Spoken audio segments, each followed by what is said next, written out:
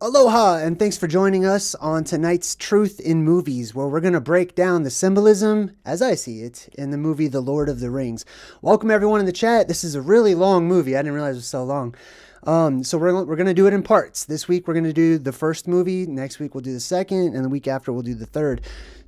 So I just want to say thank you to everyone in the chat. If anyone does give a super chat or donation or something, thank you ahead of time. But I want to jump right into the actual presentation because it's going to be a long one. So we're going to go quick. Lots to cover. The theme for this week is expeditions, like holy expeditions, like sabbaticals and things like that. This movie takes the cake. It's the greatest expedition, a band of foreign people, a band of strange people who are all of different races, bond together under a common purpose to go to this volcano to make a quest in order to save the world, essentially. All right, cool. My favorite kind of movie. Let's go ahead and jump right in. We're talking about The Lord of the Rings. The first one's called The Fellowship of the Ring. We're going to jump into all the symbolism here as well. Okay, now the movie starts off by the voice of one of the leaders of the Elves saying, much that once was is lost. Much that once was is lost. It's lost to us. We have hidden history. We have things that we don't understand or know about or even can conceive of in our far distant past, so far back and so far forgotten that we call it fantasy. But the writer of this book, which was turned into a movie, Tolkien wrote about a true history, but he wrote it in story form, which the best truth, I feel, is shared in that manner. All right, much that once was is lost, for none now live who remember it. This movie is speaking directly to you the entire time. It spoke directly to me. I'm sure it's also speaking to you too. There's a lot of stuff that we have now forgotten and nobody's around who remembers those times. Fortunately, those times are cyclical and they will end up returning and we'll remember the old ways. It began with the forging of the great rings. Okay, now, on one hand, we're talking symbolically, right? Like an actual ring that you put on your finger and it's got magic power. I'm not dismissing that. There may be magic rings, etc. But on the larger macroscopic scale, we're talking about the rings of various realms, okay? The rings of different worlds or planets, or I like to call them realms. They're just planes of existence. And I believe that that's what the movie may be referencing. I'd like to hear what your opinions are throughout all of this in the chat and in the comments section too. 3 rings were given to the elves, the Elu, the El, or those of the El, the ancient gods, essentially, which we'll talk about that some more too. 7 were given to the Dwarf Lords. The dwarves are those short, stubby ones that usually have beards, very muscular. They're underground. They do all the mining and they live under the earth. And 9 rings were gifted to the race of men. This kind of reminds me of the 9 realms in Norse mythology, right? If those rings represent a plane of existence on Yggdrasil, then that would be the 9 rings, or the 9 rings of men, where humanity lives in our local region of space, or whatever you'd like to call it. Now, here's the map. It says, for within these rings was bound the strength and the will to govern each race. So essentially, those who survive the plasma apocalypse on the different worlds as they happen, those people inherit the earth. It becomes their kingdom. The current world system in all the different realms is shattered. It's done away with. And they inherit the world itself, becoming kings. And they decide how the next world will go. They start things off. They're the ones who are there at the beginning when everything refreshes and resets. But they were all of them deceived. Why? Why? Because these rings were made in order to basically govern people, to control people, to set and establish the way of life on each world just after the reset happens, which would subsequently have a domino effect on the future, right? These worlds are shaped by those who survive the apocalypse, I believe at least. But they were all of them deceived. Why? Because they're not independent of one another whatsoever. The energy that rules the world is the energy that is wrapped around and contained within that world. It's not the energy of an individual person per se, but is the energy of the entire world. And all of our worlds are linked. All of them are connected like branches on a tree. And the main ring, the main world, the hub of our local area in this galaxy or cosmos or the Elysian fields or heavens, however you'd like to see it, they're all connected by this one hub, by this one ring, we'll say, this one world, this one energy that touches all of the worlds. For another ring was made in the land of Mordor, in the fires of Mount Doom. Mount Doom is a volcano. I talk about the plasma volcano symbolism in our world and how the light comes up and then retracts from the entrance into the hollow portions of our world all the time.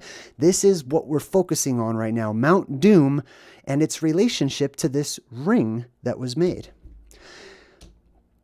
The Dark Lord Sauron forged in secret a master ring. So now time out. Let's break this down and figure this out. We're talking about the master ring, the one that controls all the other ones. If we're talking about worlds, I believe, then we're talking about who created the original hub, or what energy is in charge of that original hub that created all the other worlds. The Dark Lord Sauron. Let's break down the name Sauron.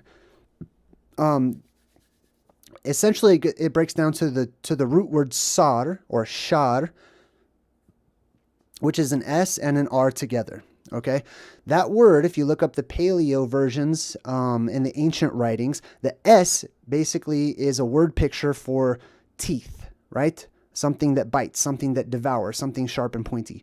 And then the R is the top of the head. So teeth at the top of the head, indicating horns or crown or whatnot, right? That word turned into sir, senor, senior, Caesar, Khazar. All of those words indicate those with the teeth on the head or the crowns on the head, the rulers, right? Those who wear the crown or the corona. All right. Anyways, and then On just means of the. He is of the original rulers. The Dark Lord Sauron forged in secret a master ring to control all of the other ones. So isn't this interesting? In our world, people believe that they inherit or that they gain some kind of power. But they're so blinded to the higher powers that exist, those higher frequencies and energies that are manipulating things on the esoteric level in each world or realm. And into this ring he poured his cruelty, his malice. All right, now, time out. The ring, I believe, in reference, there's deep symbolism and there's different layers to the symbolism. But the main ring that we're talking about is not just the plane of existence, it's a reference to that, but it is the ring that opens up when the world depressurizes. There is a circle in the sky that opens up when the world depressurizes and our atmosphere gets sucked up into space or whatever, however you like to see it. And it creates a ring, a glowing red ring because of the hydrogen plasma or the plasma sheath or the plasma sphere or whatever you want to call it that wraps around each one of these realms. We're talking about the eye, the all-seeing eye, the eye that opens up and causes destruction, right? And it allows in that hydrogenated plasma, which, according to my research, is on a seek and destroy mission. It's here to clean house. It's here to clean up all the bad frequencies. And it will do that by any means. And his will to dominate all life. That's the red plasma that I refer to quite often. One ring to rule them all. But there were some who resisted. The truth seekers. That's where we come in. We are the resistance. You are the resistance, right? What are we resisting? We're resisting the negative energy, the bad vibes, the evil, the negativity that exists in our world, the selfishness, the take. We are here to give. We are here to add. We exist to contribute and to help life to grow and to flourish and to understand its purpose. So there are some who resisted. The last alliance of men and elves. Now you're going to see the men and the elves, which is humanity, and the gods or the fallen angels, whatever you like to call them. The Elu, they get together and they have a war. They fight at Mount Doom, which symbolically speaking is Mount Meru. I totally lost it for a second. Mount Meru, that according to traditions and legends and myths exists still to this day in the middle of our world at the North Pole.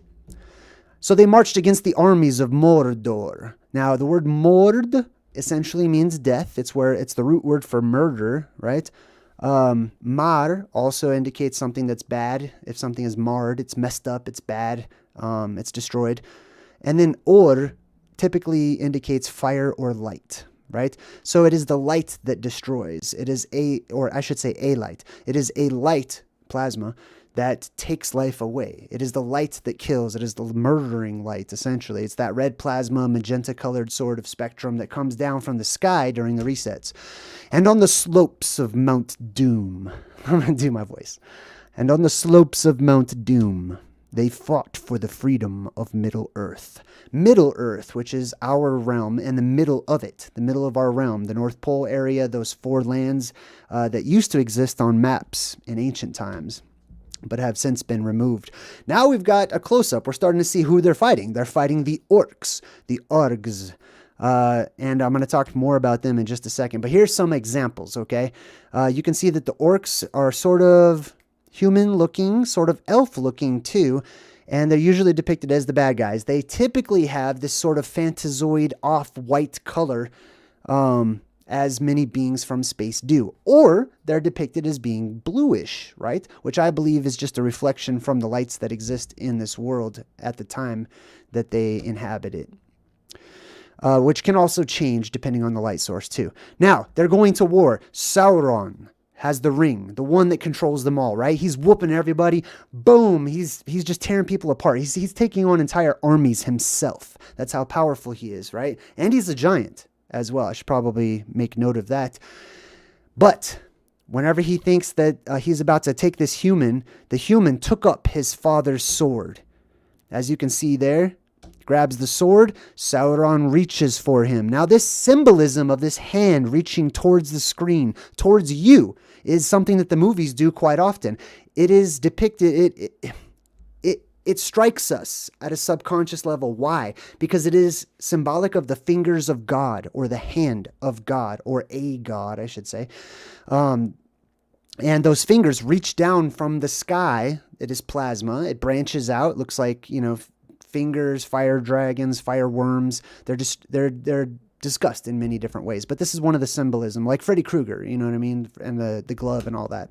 All right, so he reaches out. This guy takes the broken sword, fa-pow, cuts off his fingers. You see the fingers just flying everywhere. This is also symbolic in the movies. You'll see this quite often where somebody cuts off fingers or a hand and it's severed or whatnot. And typically that means that the plasma, symbolically, has been cut off from entering down into our world, because the electromagnetic dome or barrier or shield goes back up after the neutral point of the electromagnetic shift, essentially. There's Sauron. After his fingers were cut off, there's this light that's emitted, and this wind rushes out from where Sauron allegedly had died, and it knocks everybody over. This wind is also something that happens, I believe, during the apocalypse. When our world depressurizes, it creates a current up in the atmosphere, and basically we live in a type of liquid type substance. It's not really liquid. It's gas, but it acts and flows in a current like liquids do. So whenever you pull the top on a pressurized container, right, it wants to spiral outwards. That's what our winds do, and it creates a worldwide tempest. These winds kick up, and they literally can just blow. They can actually physically blow people, animals, objects up into the air, right? Just sucking them right up into the air, and lifting them up in a world storm known as the Tempest. Sauron, the enemy of the free peoples of Middle Earth, was defeated. Okay, so just jumping out of the movie, I believe the movies reflect back to us our hidden history. Okay, so when Sauron was defeated, it's all cyclical. Sauron is destined to rise again. He's destined to come back, right? The bad guy dies, and then he makes an appearance. He goes into hiding, or he's not really dead, and he comes back later on. Just like the protagonist or the savior type figure will appear and save everyone, and the day is good, but then they die, but then they go away, and then they come back. You know what I mean? They both die, and they both come back, and they're both connected to one another because they're a part of the same event. All right, so the human grabs the ring, right? As you can see, the ring is gigantic in the human's hand. And it says that the human guy, who was like an heir to the throne of humanity, who's going to be the king, he had one chance to destroy this evil forever, right? He could take that ring, and that ring symbolizes the knowledge of the apocalypse, the knowledge of the sky opening up from reset to reset. And that knowledge is kept secret by some and hidden by others, and veiled in allegory and metaphor and symbolism by even more. Why? Because that is powerful knowledge that has the potential to change and shape the history of the world as we know it. What is that? Oh, okay. So the ring ends up getting lost, right? The king dies, and the ring flips out into like the bottom of like some lake, just like in the movie Legend. Actually, I might have to break that one down too with Tom Cruise. Anyways, just how Tom Cruise dives down into the water to get the ring or whatever, this ring also falls down into the water, and it's left there for quite some time. And it says, and some things that should not have been forgotten were lost. Some things that should not have been forgotten. The ring symbolizes the end of our world as we know it. It symbolizes the reset, a worldwide cataclysm that wipes out and restarts most of humanity. Or all of it, really. All of humanity. I'm just going to go ahead and throw that one out there. One sec. Some things that should not have been forgotten were lost. This, you would think that people would not forget about their entire existence and their whole way of life being reset, wiped out, and starting over, right? The survivors surely would remember that, and they do, some of them. But there's also some factors that contribute to worldwide amnesia that people get. Some people pass out and wake up and have amnesia. They don't even remember the world that they came from. But those who do keep those memories and move on, their families, their lineage forgets over time because they weren't there when it happened, right? When you have grandchildren and great-grandchildren and great-great-great-grandchildren and so on and so forth, they tend to forget the things that you went through so long ago. They're not a reality to them. And that is this world that we live in today. We have forgotten the apocalypse, essentially. And so we don't worry about it. We don't prepare for it. Nothing. Anyways, history became legend. Legend became myth. Don't let that pass us by too quickly. History, what actually happened in our world. He's talking about our world, right? I mean, doesn't that look like Earth? I mean, if not, it's another very similar Earth. There's probably a bunch of them out there. History, what actually happened, became legend, meaning that somebody had written it down. To ledge or a ledger means to write things down. So somebody knew about it, had the experience that was personal, told the story to others. Other people felt that it was important enough to record, so they wrote it down. And that became a myth. And a myth is a story based in reality and fact and history that has been forgotten. The substance of it has been lost, and it's become cartoonified over time. For 2,500 years. Interesting that they choose that number. The ring passed out of all knowledge, right? And I believe when they say all, they probably really saying most people, right? So the knowledge of the apocalypse passed out of the world. Just like in this movie, The Ring. That's what this is about, okay? It's not scary, just some black and white Asian girl creeping, out of a well or whatever. Like, yes, okay, I can get the scary part, but why is it called The Ring though, right? Because that circle, that ring, is symbolic of your world coming to an end, okay? It's one of these symbols. It's not just coming to an end, but starting over, right? Instead of focusing on the world ending or whatever and all the doom and gloom, I like to refer to it as the beginning, something that starts over. It's a golden age on the way. So it's something to look forward to, not something to fret, depending on who you are. Until when chance came, it ensnared a new bearer. So somebody else grabs the ring. Somebody else gets the knowledge of this ring and what it represents. And this person holds on to it and says, "My precious." I can't do it. I can't do it. Excuse me, sorry. The ring came to a creature, Golem, of the Misty Mountains. The Misty Mountains, also one of the names for the mountain that lies in the middle of the world, the Misty Mountain. Because of the conditions that exist there tends to be mist, okay? And it's also usually associated with some sort of enchanted forest or magical forest. And there it consumed him. Now, this ring, symbolically speaking, represents power, represents energy, a particular type of energy. And what it does is it amplifies the heart condition, the spirit energy that already exists within each of us. So whoever takes the knowledge of the ring, or whoever has their spirit energy amplified, essentially becomes possessed by that energy, right? So if you have any evil in your heart, in your spirit, that evil comes to the surface. It can't be hidden, right? And it amplifies our energy to the point where it tips to one point or to the other. Selfish or selfless, good or evil, right? My own, my precious. Why can't I do a Golem voice? I don't know. What does he sound like? I don't know. Anyways, so there's Golem in the Cave of Wonders, right? In the Misty Mountains, inside of the mountains. He lives inside the caves and stuff. You can see the blue beam symbolism hitting him, and his eyes glow. Can you see that?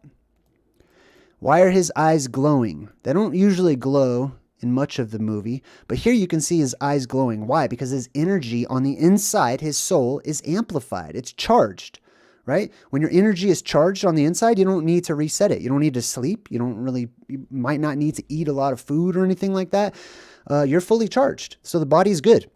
And I found that typically those who have an overcharged spirit have life just emanating from the eyes. You can see it when you look at people these days. You can see that spark. All right. The ring brought Golem unnatural long life. So if he's here and if he's inside of Mount Meru or inside of the plasma volcano, right, that is a place where the saviors are born, collectively speaking, throughout many myths and legends and religions and stuff. They're all born in caves. I call it the Cave of Saviors. But anyways, it's so energetically charged within our world and outside of our world that it creates conditions that allow for an extended lifespan, which is what happens to Golem. Darkness crept back into the forests of the world. So darkness comes back into the forests of the world, which means our world experiences darkness. During one reset, during one era or epic, we don't have darkness. We have light. It's a beautiful amber ambient kind of glow all of the time. And like I said, we might not even need to sleep. So it's not like we need it to be dark so we can go to sleep or whatever. But there's a time when we have darkness and daytime emerge. And then a time when the darkness and the daytime go away. And it's just a beautiful glow all of the time. At least I would call it beautiful. Rumor grew of a shadow in the east. Whispers of a nameless fear. A nameless fear. They haven't put a name to it, right? There are many different bad guys in the movies that don't have a name, or you're not supposed to say their name. Even discussing or talking about or invoking their name brings about a rational fear that it could basically bring about the apocalypse, right? Talking about this ring, or talking about this event that happens tends to bring it about. Why? Because that's exactly what happens right before it does happen. And people have correlated that over time. Just before the end, or during the end of times, right? Or the end of an age, the energy becomes amplified. It gets amped up before the world bursts or depressurizes. When that energy amplifies, as it is in our world today, our spirits amplify, and people receive visions and have dreams that are prophetic in nature, and they past, and the old ways start to return, and they start sharing that. Then you get weirdos and black sheep and strange people walking around who seem to be more like wizards of old than regular, blue collar workers of today, or whatever, the nameless one. And the ring of power perceived its time had now come, right? It's getting ready for another apocalyptic event. So the ring is dropped. Gollum, I don't know what he did, but he dropped the ring. I can't imagine how that happened, but anyways, he drops the ring because he's obsessed with it, and the ring abandons Gollum. Now Gollum, I'll get to Golem in a minute, but something happened then, and the ring did not intend for it to happen. It was picked up by the most unlikely creature imaginable, a hobbit. Now, let me get to Golem real quick. Hold on. All right, I'll come back to that. All right, so Golem is just like the word golem, okay? Or a golem, literally. In Jewish tradition, there's a creature called a golem, who is usually made of clay or mud or dirt or something, and it has no spirit until life is given to it, right? Until the word truth is essentially written onto its forehead, and then whenever it loses one of those letters, it becomes the word death, and the golem dies. The golem may represent those who come up out of the mud of our world. Our world becomes very muddy during the apocalypse because there's worldwide earthquakes, the world shaking back and forth, creating liquefaction, making our world sort of swampy, a swampy gaseous world for a short time until all those waters recede back into the world. But the survivors come up out of that mud, especially those who were underground to begin with. The ring abandoned Golem, and it lands in the hand of a hobbit. Now, what is a hobbit? In the movie, it's just kind of a tiny human, but it has gigantic feet. They're very simple. They like, they're very earthy, crunchy, as some people might say, and they're laid back, right? They're not too deep into like esoteric things or mysterious things or adventures. They like to lead a simple life, right? They have their way. They're used to that way, and that's basically is a hobbit, right?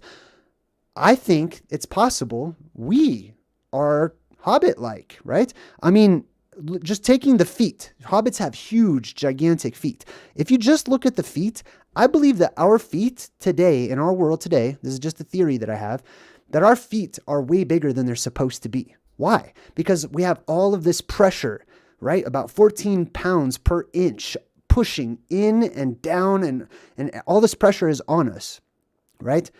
And what that does is it makes us essentially weigh more, and our feet need to grow out longer or stretch. Essentially, the feet need to become bigger so that we can handle all of this weight that we have. So it stands to reason that whenever that pressure is relieved and released, that we will no longer need really large feet like we have today. I mean, I'm just speaking for me. I know some people have small feet or whatever, but in general, it's one of the theories that I have. Bilbo Baggins of the Shire. Now, Bilbo's got a whole prequel. This movie has a prequel to it and a prequel to that prequel.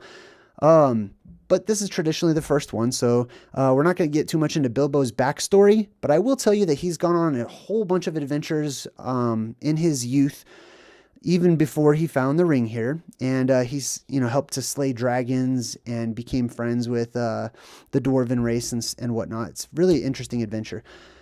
For the time will soon come when hobbits will shape the fortunes of all. So if that's talking about us, that's how important humanity is. And I know many of us would kind of look around and say, nah, humanity is not that important. But all throughout the movies, there are those protagonists that encourage and support and inspire and really pump up humanity, saying, hey, don't lose hope. Like everything depends on you. And that brings us to the title, The Fellowship of the Ring. This is the name of the first movie in the trilogy. And there you can see One of the hobbits, his big old feet sticking out. He's chilling in his little forest area. He's in the Shire 60 years later. So the ring is found right here. 60 years later, Bilbo starts aging a little bit, right? And we've got Frodo, who's just chilling in the forest. And it's 60 years later. It's interesting that they chose 60 years, I believe at least. Legends and myths and ancient writings referred to times whenever we went by different calendar systems, that whenever we actually had a different type of math that was based on what they call hexadecimal system, which means based on the number 6. Legends also say that the giants and the fallen angels, or the elven race, had 6 fingers, right? Just like in The Princess Bride, how he's looking for the 6-fingered man or whatever. So having 6 fingers makes sense that they would count instead of by 5s or 10s, that they would count by 6s. And that's where you get that from. All right, so now we've got Gandalf. Gandalf is a gray wizard. He's a typical wizard, just as, if you imagine a wizard. And he's coming into town. He's rolling into the Shire to visit the hobbits, and he's singing. Now check out this song that he's singing right here. This is why I watch with the captions on. The road goes ever on and on, down from the door where it began. Let's break it down, right? Don't get lost in the melody. Don't get lost by the beat. Boom, boom, boom. And just let those things. Pay attention to the words. Pay attention to the lyrics. The road goes ever on and on. That's your path that you walk. Our path collectively, our stories as we walk, right? We experience adventures. Our story is never ending. The road goes on and on. Down from the door. The door is the circle in the sky. Right? That's the entrance into our world. That's the exit point, etc. Down from the door where it began. The door is where it all begins.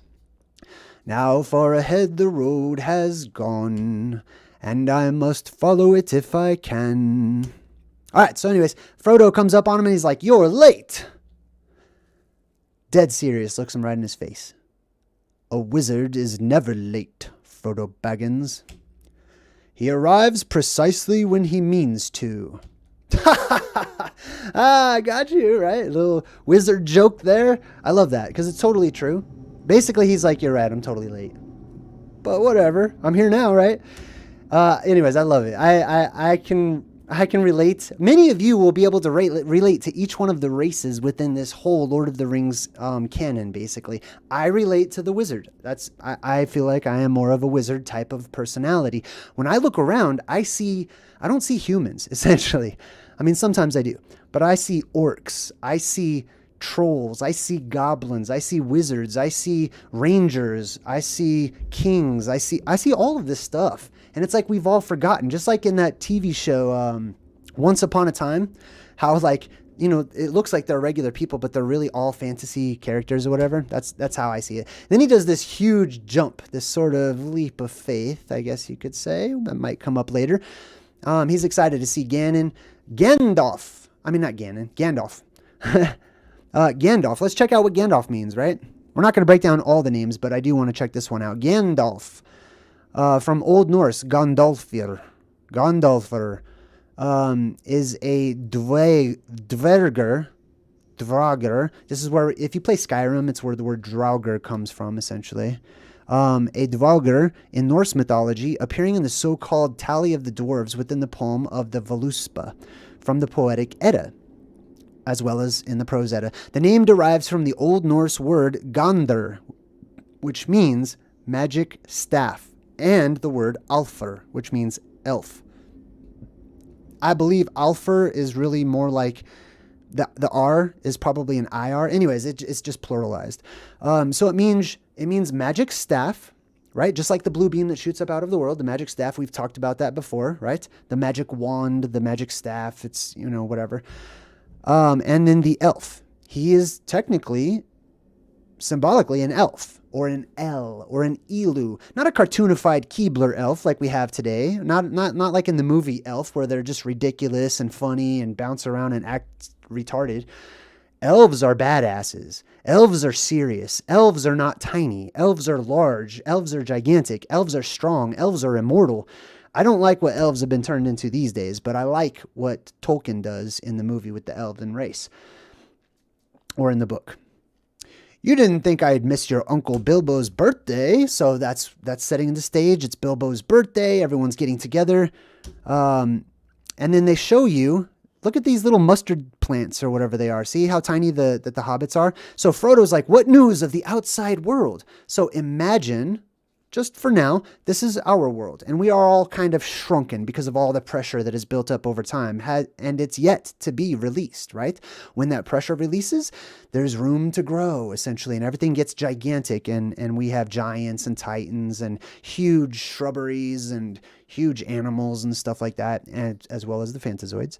But anyways, this is sort of showing you our world today and how tiny we are in comparison. So whenever one of the El or the Alfir or the gods or whatever you want to call them come into our world, one of the first things we ask is what news of the outside world? Space, right? The other realms, the other planes of existence. What news? What's going on out there? What's going on in those other places? Now, in the movie, he's just talking about, adjacent lands or whatever, because the hobbits will just not leave the Shire, I guess. You're far too eager and curious for a hobbit. Most unnatural. Yes, pretend the word hobbit means human. You're far too eager and curious for a human, essentially, right? Most unnatural. That's just like us. If we start acting curious and eager to go on adventures and to explore and to leave the boundaries that have been established for us, that's how we're looked at, most unnatural. Now, fortunately, these wizards like things that are most unnatural. So he says, life goes on in the wide world, scarcely aware of the existence of hobbits, for which I am very thankful. Why? Life goes on out there in the heavens, out there in space, out there in Elysian fields, out there in whatever you call it beyond this world, and they don't know about us. They don't even realize who we are. Humanity, we're in here thinking that we're so grand and big and important. But if we were to jump out into the other worlds of space, like, people don't even really know about us, just like we don't really know about them, right? Which is good, because there might be great evils that exist out there, which is what Gandalf essentially references. Now he gets into the Shire. As you can see, everyone is sort of living underground. Everyone is living in the earth and with the earth. Which I believe we will return to one of these days as we become more earthen in our energy and more balanced. There's other reasons for that too.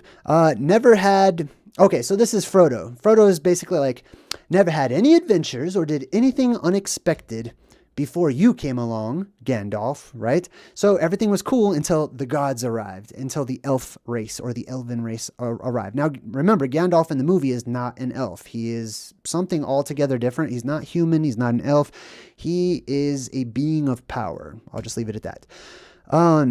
If you're referring to the incident with the dragon, so he had an incident with the dragon. Now, Gandalf, right? Gondr means staff, magical staff specifically, right? Just like the blue beam. So he, as a character, is a character that represents symbolically the blue beam, the side of good, the good force or whatever, right? The good side.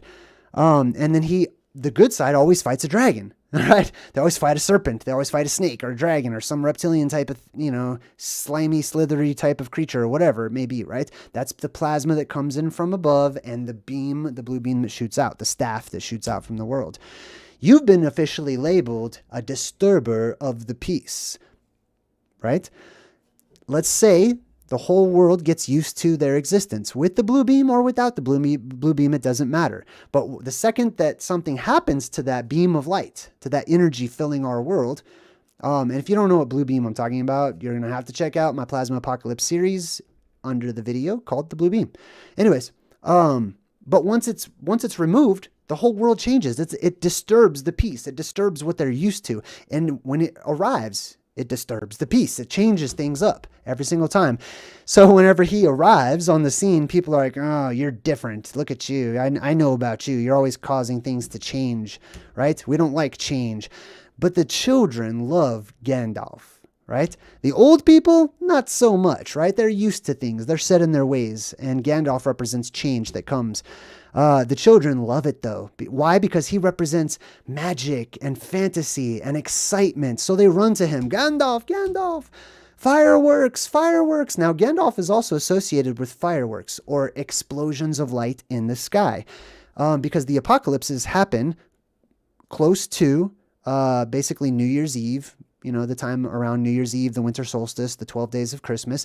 And then that's why we shoot off fireworks at New Year's Day, because we're celebrating like, hey, the world didn't end or whatever. Or the world does end and there's fireworks in the sky because the plasma comes out and things are exploding and stuff, right? So that's kind of symbolically what the fireworks represent. And then there's another apocalyptic event that happens during the summer solstice, right around 4th of July time and independence and all that stuff, where people get their independence. Well, they're celebrating independence from the world system that we live in, not from any particular country. So they shoot off fireworks. Gandalf, in turn, does not disappoint. Sets off all the fireworks. All the kids do their best squatting men, and they're super happy and excited. And then even this old man is chuckling, right? It sort of brings out the inner kid in him. The wife is like, "That's not funny. You think that's funny, right?" And then the husband's like, "Yeah, no, super not funny, right?" Kind of reminds me of some popular event that happened recently with certain celebrities. But anyways, all right, so here's the Shire. Now we go to the nice part of the Shire, which is where Bilbo lives. And as you can see, if the computer will work, there's a tree right above his house, right? So he literally lives under a tree. You're going to get this under a tree symbolism and safety under a tree throughout this movie, which is just representative of hiding within the plasma volcano, under where the tree, or the tree of life, or Yggdrasil, shoots out, right? And it's typically known as a place of safety. So he gets to the door, the green door. Green represents the North Pole, the Aurora Borealis. And he's trying to get in there and talk to Bilbo about his birthday and whatnot. The green door. Now check this out. Symbolically, you have a door that is separating the giant, which is the wizard, and the hobbit, who is super tiny, right? So on one side, we've got gigantism. We've got the macrocosm. On the other side, we have the microcosm, where things have been shrunk, right? But when the door opens, that's when the two meet, and that's when, magic happens and strange and anomalous events of history also take place. "You haven't aged a day," he said, right? Because he's got the ring. All right, so Gandalf goes into the door, right? So he comes from the huge world, the macrocosm, goes through the door, symbolically coming into our world, right? A house is almost always symbolic of our entire world, right? So sometimes I give you these little small scenes that represent the greater picture. So Gandalf, who represents the macrocosm, the giants, the elven race, comes through the green door and enters into this new world, which is this house, and everything's tiny, and he has to kind of get used to it, and he's kind of bumping into things, and everything is kind of shrunken, right? So he has to adjust. So he does. He's starting to go through all of Bilbo's stuff, just totally being nosy. And he sees this book that Bilbo's writing, and he takes a look at it. You can see he sort of references Bilbo's trilogy, his earlier movie, and the Desolation of Smog. Smog is a dragon that was fought, right? It's the same story over and over and over. And it says, "Here of old was Therin, king under the mountain." The king under the mountain. The Misty Mountain, when they refer to like the mountain, it's the plasma volcano. The lonely mountain, right? You can see there it's a volcano with a dragon right above it. Sometimes it's an eyeball right above it. Usually, right? The unfinished pyramid with the eye above it. All right, so they decide to just chill out. They just want to hang out together, so they're smoking weed together. And he's like, this is the finest weed in the South Farling. And they're blowing smoke rings and stuff, and they're just talking about life, just chilling. So Bilbo decides to blow a little smoke ring. Ring, right? The ring symbolism. So now watch this. They put this purposefully into the movie, not just to entertain you, but to share a message with you. Here is the ring. Symbolically, they show it to you. They're both looking at it. Gandalf is like, "Okay, I'll see your ring and I'll raise you a Viking ship." And he does this crazy wizard smoke blow. And the Viking ship, or whatever it is, symbolizes exploration and travel. And where does it go? Right through the ring, right? So symbolically, these are the gods of our world, or the leaders of our world, who are trying to get out through the ring in the sky. They want to explore and go past that ring. All right, so we've got Bilbo telling some stories. So there I was, at the mercy of 3 monstrous trolls, and they were all arguing amongst themselves. They spent too much time arguing, the Wither-twos and the Y-fours, that at the sun's first light, it turned them all into stone. Ooh, check this out. So listen to the story real quick. He's saying that he was surrounded by these trolls, which actually happens in the prequel, right? And they show you a scene from that too.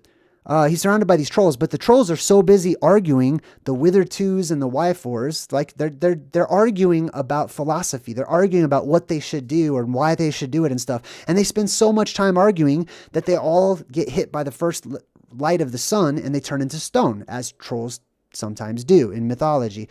But this is also symbolic for our world today, where the trolls of our world are too busy arguing about things instead of actually taking action and doing them, that whenever the time comes for the apocalypse, they get turned into stone. They miss out. They miss out on the new era, the new world, the golden age, etc. So then some fireworks are being lit off, as we talked about, and there's this dragon symbolism of this firework that comes down from the sky. Now look at all the people down there at the bottom. They're all down on their hands and their knees in the darkness before this firework is lit, and that little tent off to the side is burning. It looks like they're praying, right? It's almost like they're in despair and they're praying. This is collectively the world in the dark, down on their hands and knees, praying to God. What is going on? All the lights have turned off. But then, boom, there's explosions. There's all these fireworks in the sky. The apocalypse is over. It's time to celebrate. And the people in turn respond. They stand up, they cheer. And this is where we get many of our ancient celebrations from and our holidays. I think you should leave the ring behind, Bilbo. I don't feel like parting with it. Right? So he's about to leave or whatever. He doesn't want to part with it, right? And then he's like, well, no need to be angry. Well, if I'm angry, it's your fault. It's mine. My own. My precious. Right? So now he's obsessed with this ring and the control and the power that it's perceived to give to others, right? He's starting, it's whatever is dark inside of his heart coming out, because the ring amplifies that condition, right? He's like, I am not trying to rob you. And then all of a sudden the whole room gets dark. Remember, he represents the blue beam that shoots out, signifying the apocalypse or the end of the apocalypse and the new era. But he has the ability to darken everything around him, and then he chills out and the light starts to come back or whatever. He says, I'm trying to help you. Now, this often happens too, right? There will be people that see the blue beam shoot up and they will blame it, and they'll see the beam and they'll be like, oh, that beam is the cause of all this destruction or whatever, but it's really not. And people get the story twisted. The ring must go to Frodo. Frodo is a derivative of Fred. Or Freddy. Fred basically means peace. Freddy means my peace. Frodo means of peace, right? So Frodo represents peace and the road to peace. Hey, Lena, thank you. I super appreciate you. Thank you. Just gave me a donation. I appreciate it. All right, let's continue on. Let's pick things up here. All right, so he doesn't want to get rid of the ring, right? So he drops it on the ground. He's like, no. I'm just going to leave it here. Now, Gandalf takes a look down at the ring that's down there on the ground, right? And they show you this shot. He's looking through the ring at you, okay? This is like us looking up into the sky at the macrocosm, and this is like God, basically, looking down straight into our world through the ring itself, right? I like the camera tricks that they used there. So he goes to pick it up, but the second he touches it, poosh, there's this flash of this eye, and he's like, no, I'm not touching that. Forget that. So Frodo comes in and they're like, yeah, your uncle's gone to stay with the elves. He's left you Bag End. Now, Bag End is the Shire where they all live. Basically, he's saying that one of them who had the ring or the knowledge of the apocalypse decided to leave the world, or to leave their world, the Shire, right? To go on adventures and stuff. In our world, that would be people like NASA and Elon Musk and some other space agencies that are getting ready to leave this world and leave you, allow you to inherit what is left behind. The ring is yours now. Put it somewhere out of sight. Ooh, okay. So now we're talking about hiding knowledge. Now we're talking about hiding the knowledge of the event that is to happen. Keep it secret. Keep it safe. interesting. So now we're starting little secret societies, right?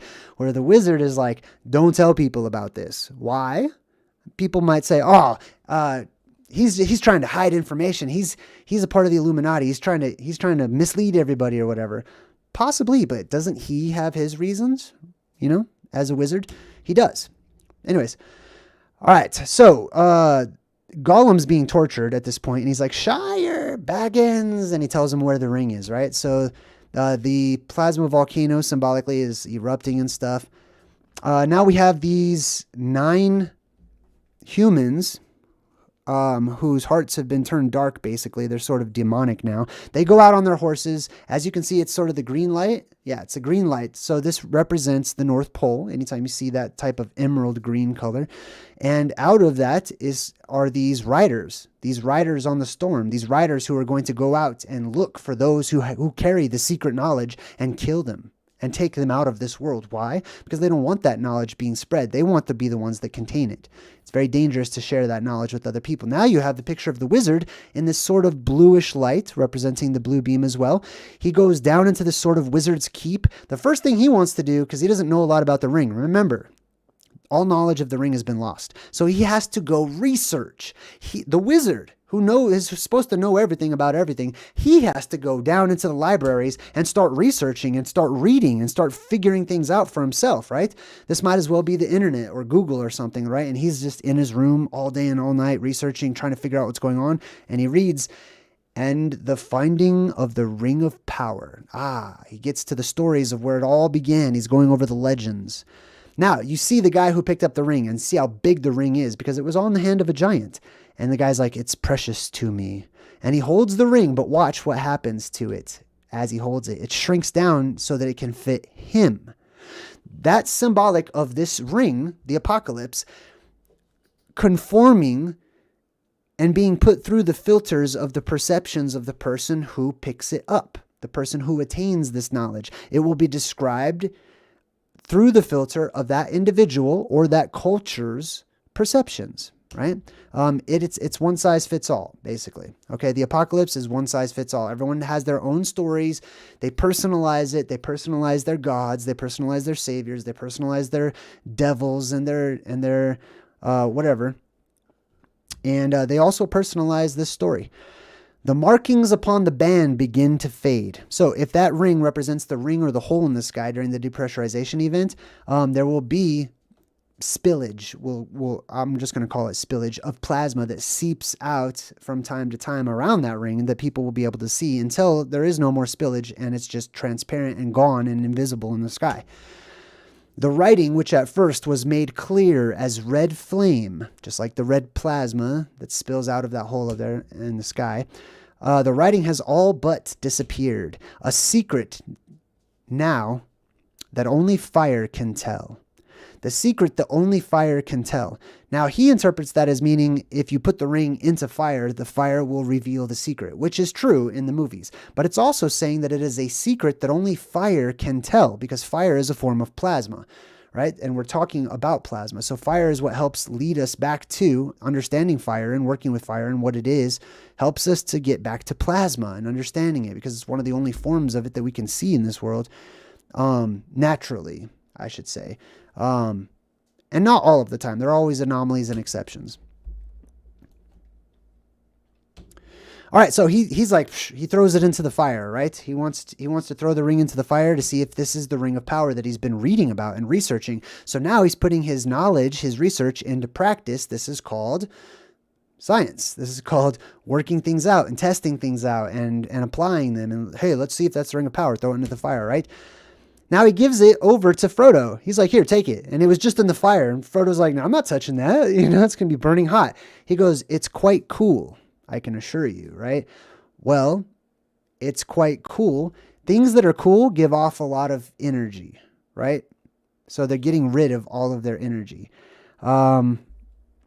which is very interesting. So that ring up there in the sky would be quite cool, even though it looks like fire is coming out of it. Even though it looks like it's drenched in the fires whenever you can see the sky open up and the plasma come out. But it's quite cool. Why is that? Because it might be the firmament above us could be made of ice. All right, I'm not going to get too deep into that right now. What can you see? Now, Gandalf is talking to you. What can you see? Gives him this. He says it's quite cool. And then he says, what can you see? The movie is checking in on you. Are you paying attention? Do you understand the message that I'm giving to you? Esoterically, he's not asking Frodo, what can you see? He's asking you, what can you see? And then Frodo responds, there are markings. It's some form of Elvish. Elvish are the gods of old, the Anunnaki, the angels, the fallen angels, all kinds of different words, right? The language is that of Mordor. In the common tongue, it says, one ring to rule them all. One ring to find them. One ring to bring them all. And in the darkness, bind them. Let's break that down real quick, okay? Because I know people have heard that many times, but I feel like when things are written in rhyme form, people don't pay attention to what's actually being said sometimes, right? Because it's kind of catchy. So, one ring to rule them all. If we're talking about worlds, like I talked about, there's a central hub or central energy that reaches out like branches and touches and fuels the other worlds. One ring to rule them all, and one ring to find them. Who, right? There's one ring that will find whatever it's looking for. So it's looking for something. The power that exists behind this ring is on the hunt. It is looking for something. It is trying to find somebody or some people. One ring to bring them all. Bring them where, right? This one ring that exists at where we call the North Star up in the sky is what brings people together. There is an expedition that is mounted every time where different cultures and races of people from all around the world take an expedition to the North Pole, to the place of safety, back to the Garden of Eden, if you will, and it brings them together. One ring to bring them together. And in the darkness, bind them. So when the world goes dark, we become bound. The magic goes away, right? So when you have the blue beam shooting up, it's filling this world with magic, which means we're not bound any longer. We are powered, we are empowered. But when that blue beam retracts and goes away, all that energy starts to pool together and dissipate, and then you just have pockets of energy over time until the world is very weak. The ring has awoken. It's heard its master's call. So that energy from whatever evil and whatever description that you'd like to use for what you call evil, it resonates. Like attracts like. It can recognize itself in others. It looks for that. And it looks to create this sort of hive mind memory complex type deal. But he was destroyed. Frodo's like, Sauron was destroyed. Oh, there you go. Sauron was destroyed. Gandalf's like, no, Frodo. The spirit of Sauron endured. So although you might see the physical plasma during the apocalypse make its way into the world, right? And its fingers get cut off or whatever, and you think that god or that devil or whatever it is, that antichrist type figure or whatever, is destroyed. It's not. It's never destroyed. The spirit endures, which means that the spirit, those fingers that were cut off, they're trapped now in the world that cut them off, right? They're cut off from the body, so they're now independent. They have independent or perceived independent thought, which gives them perceived free will. However, you will notice that there's a signature to certain spirits out there. They're either heavily red or heavily blue. They're either lean towards evil or lean towards good. And then there's somewhere in between as well. So that is the spirit of Sauron, the spirit of the red plasma that lingers in this world and looks for like. It looks for itself so that it can come together and take charge and take control. His life force is bound to the ring. It is the life force and the vibe that is brought into this world from the hydrogenated plasma that wraps around the world. And the ring survived. The ring is still up there. Sauron has returned. That plasma that reaches down into our world will return one day. The apocalypse will happen over and over again. His orcs have multiplied. Sauron needs only this ring to cover all the lands in a second darkness. So this ring is also related to the whole world going dark. Interesting. He could be symbolically speaking about just evil, but it's all related. And it all makes sense to me. The ring yearns above all else to return to the hands of its master. So there are many people who are like, praying to God and they want to go be with God and they want to return to God or whatever. And I believe that many people will. They are one. The ring and the Dark Lord. All right, well, we'll put it away, Frodo says, right? We'll hide it. We'll keep it hidden. We'll never speak of it again. Okay. So the birth of Freemasonry, basically, like they're going to take the information. And I'm not slamming on Freemasonry or anything. You know, I don't want to talk about that right now, but because I'm totally kind of just joking, but I'm also totally kind of not. Anyways, so this is what happens. They have secret knowledge, and he's like, this is dangerous knowledge, right? We have to keep this hidden because the wrong people will be attracted to it, and they'll use this knowledge to control the rest of the world. So we have to hide it. Now, he talks about the orcs forming, right? What is an orc? Let's zoom into this actually, I'm just going to read it for you. It says ogre, devouring monster, from the 1590s. Perhaps a reborrowing of the same word that became the Old English okiers. Basically, it means it says here, a word of unknown origin. It's also related to orca. So they don't know what it means, the origin of the word orc. I will tell you. It is related to the word ogre. Okay? Orca and ogre are essentially the same. Okay? I don't get too deep into that, but you can do the research and you'll find that the orc is directly related to ogre. The ogres and the orcs are essentially the same. At least etymologically speaking. Now, ogre, the root of that is og. One of the og. The og-er. Those of og, or the ogir. It is pluralized, right? The ogir, or the ogir, or the ogres, are those who are related to Og, or Ogias, or various other renditions. Og is the name of a legendary titan. A legendary giant. I believe that he wasn't even a giant. He was a titan, a huge, huge being. And oftentimes, Og, typically called King Og, is shown as holding up this sort of piece of mountain or something circular up above his head. He's doing the squatting man figure with this circle right above his head. So these stories and these legends become cartoonified, and they tell these stories about this titan that held up the sky or whatever it may be. This is how you spell Og. It's actually 3 letters long. It's Ayin, Vav, and then Gimel. Ayin is just how it sounds. It's an eye. It's a word picture for an eye. Vav is a hook. So an eye, a hook, or a staff, or a beam, right? So the eye in the sky, the beam that is directly underneath it, and then a foot, which means to travel, to go on an expedition, to walk. So it's saying to walk to that place. And that's what Og is named after, is that area. Anyways, so he's like, here, you take the ring. I don't want it. He says, you cannot offer me this ring. I would use this ring from a desire to do good, but through me it would wield power too great and terrible to imagine. This is a wise wizard, which is kind of redundant. But anyways, some wizards aren't too wise.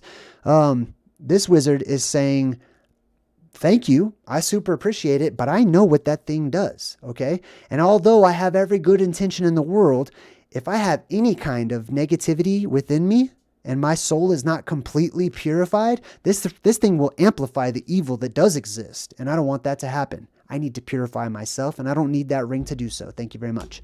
So he says, you take it. And then his buddy comes in, and he's like, have you been eavesdropping? He's like, I ain't been dropping no eaves, sir. Honest. What did you hear? Speak. Nothing important. Just, that is, I heard about a ring and a Dark Lord and something about the end of the world. Please, Mr. Gandalf, sir, don't hurt me. Don't turn me into anything unnatural. Interesting. He believes that Gandalf, who represents the blue beam, has the power to change him into a different type of creature, which is also a very strong possibility. When you look at DNA and how DNA is impacted by gamma rays and X-rays and other things that enter into our world at a certain time. All right, so then they're off on their adventure. They're going out on their little adventure, and they leave. They're walking through the Shire. They're taking off. The journey begins. Gandalf, he doesn't fully understand this whole Ring of Power business. So he needs to take what he did learn and the information that he has, and he's going to go report to his supervisor, right? He's going to go report to the White Wizard, who's a more powerful wizard, basically. And he goes to this tower. Now, on either side of the volcano in this map, there are these two towers, these two columns. You're going to see that later on in the movie too. So he goes to one of these towers to consult this other wizard. And if you look at it too, the tower sort of looks like it's made out of volcanic rock. Black, dark volcanic rock. Interesting. The white wizard comes down and Gandalf bows and he's like, Saruman. Now, the name should have given it away to me. Sar, just like how we were talking about, comes from Sir or Caesar or leader, right? It is Shar, it is the prince, it is the ruler or whatever. And then U, the U there, just means of, and then man, leader of the man. The person who, this guy is literally the man, right? You know how they blame everything on the man? That's the man. He's the leader of man. He is the Saruman. The Shar Oman. So, the ring of power has been found. Under my very nose, says Gandalf. And yet you did not have the wits to see it. Now, let me break down this conversation between the two wizards. The ring of power, the symbol that represents the information of the reoccurring apocalypse, has been found. Where was it this whole time? In our world. Or let's just say this is our world, right? Under my very nose. It was hidden in plain sight. Yes. And he's like, but you didn't have the wits to see it, right? That's many of us. All of these secret symbols and imagery and stuff like that has been hidden under our nose in public all over the place. People are like, oh, they're hiding it. They're not hiding it. You're just oblivious. Like, you just don't recognize it. It's right in front of you. But we still have time, right? Gandalf is wise and he sees, hey, I might have come into the game late, but I'm here. Let's play. And the white wizard says, time.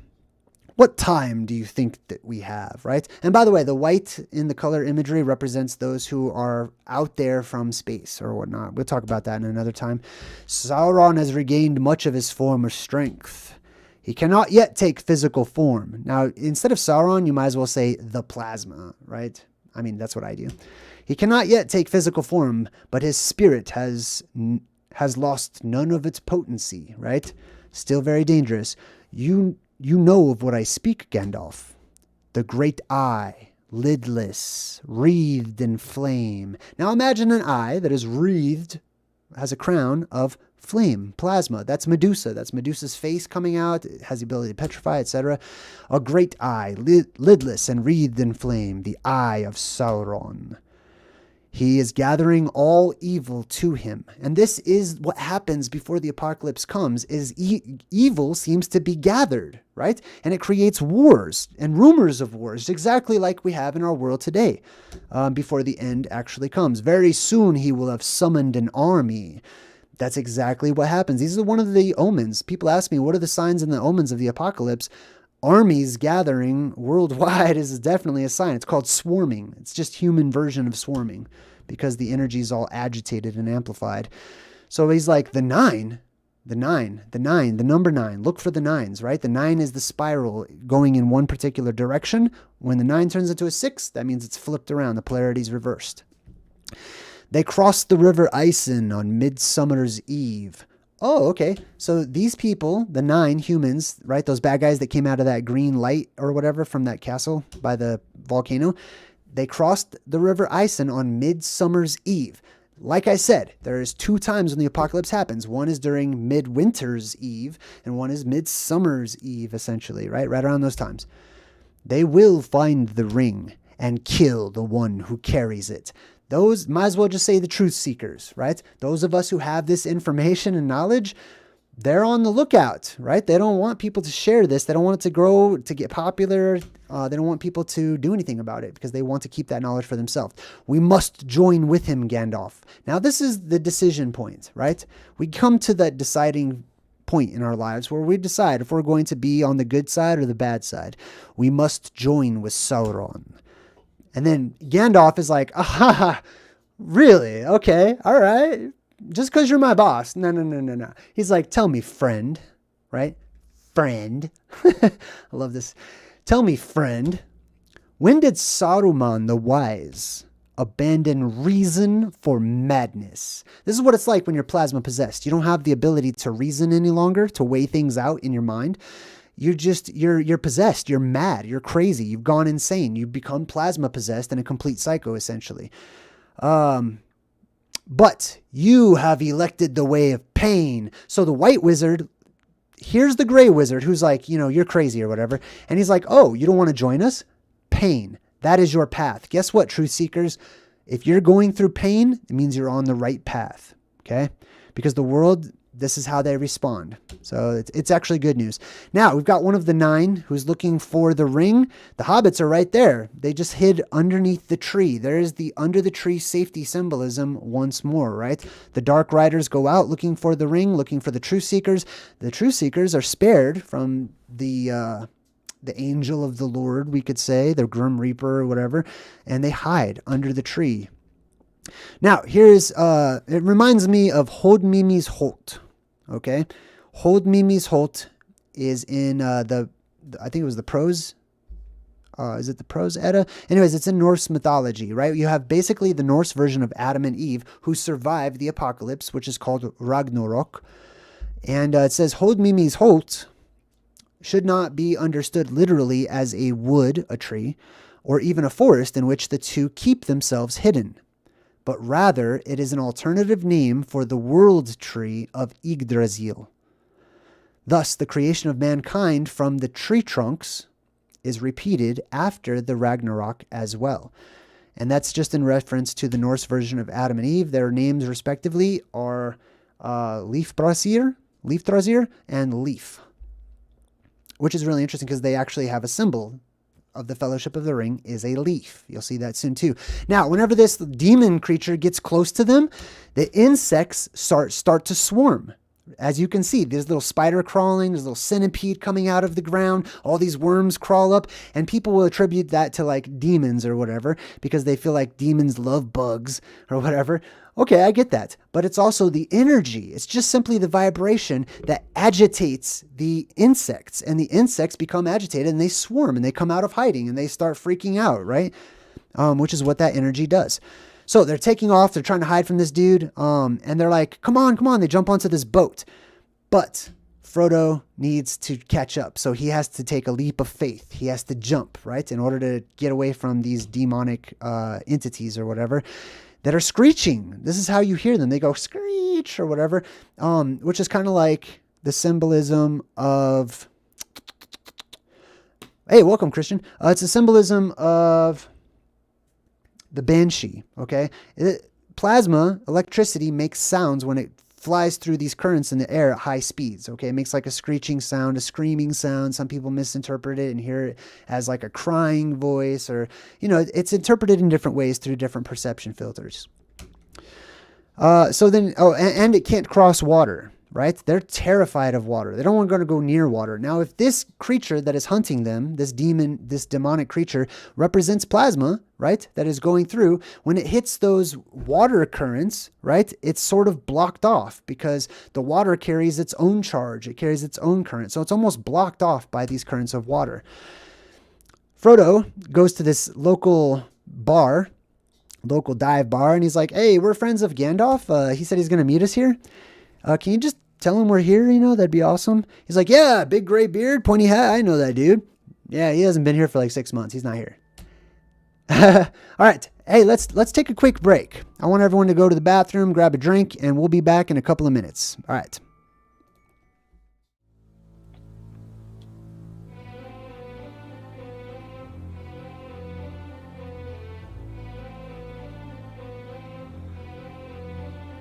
Around the world men's thoughts will fly, quick as the twinkling of an eye, and waters shall great wonders do. How strange, and yet it shall come true. Beneath the water men shall walk, shall ride, shall sleep, shall even talk, and in the air men shall be seen in white and black and even green.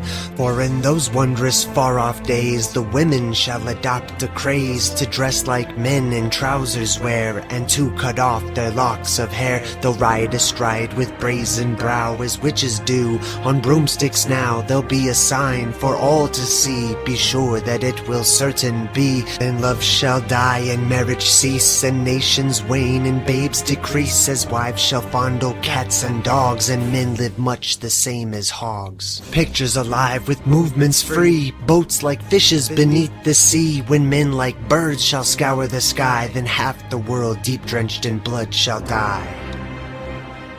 Then half the world deep drenched in blood shall die.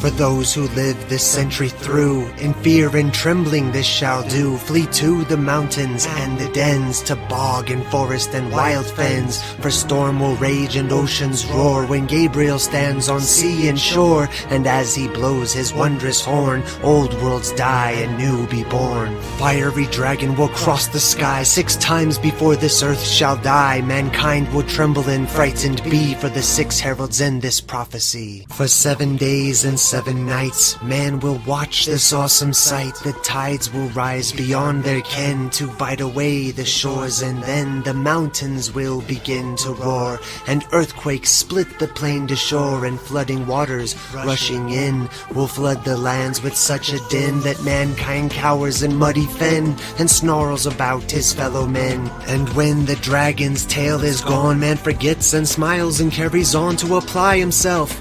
Too late, for mankind has earned deserved fate. His masked smile, his false grandeur will serve the gods their anger stir, and they will send the dragon back to light the sky. His tail will crack upon the earth and rend the earth, and man shall flee king, lord, and serf. And men will die of thirst before the oceans rise to mount the shore, and lands will crack and rend anew. You think it's strange, it will come true. And in some far off distant land, some men, oh such a tiny band, will have to leave their solid mount and span the earth, those few to count. And those surviving this will then begin the human race again. But not on land already there, but on ocean beds stark, dry, and bare. Not every soul on earth will die as the dragon's tail goes sweeping by. Not every land on earth will sink, but these will wallow in stench and stink of rotting bodies of beast and man, of vegetation crisped on land. And those that live will ever fear the dragon's tail for many years. But time erases memory. You think it's strange, but it will be. And before the race is built anew, a silver serpent comes to view, and spew out men of like unknown to mingle with the earth, now grown cold from its heat. And these men can enlighten the minds of future man to intermingle and show them how to live and love, and thus endow the children with the second sight, a natural thing, so that they might grow graceful, humble, and when they do, the golden age will start.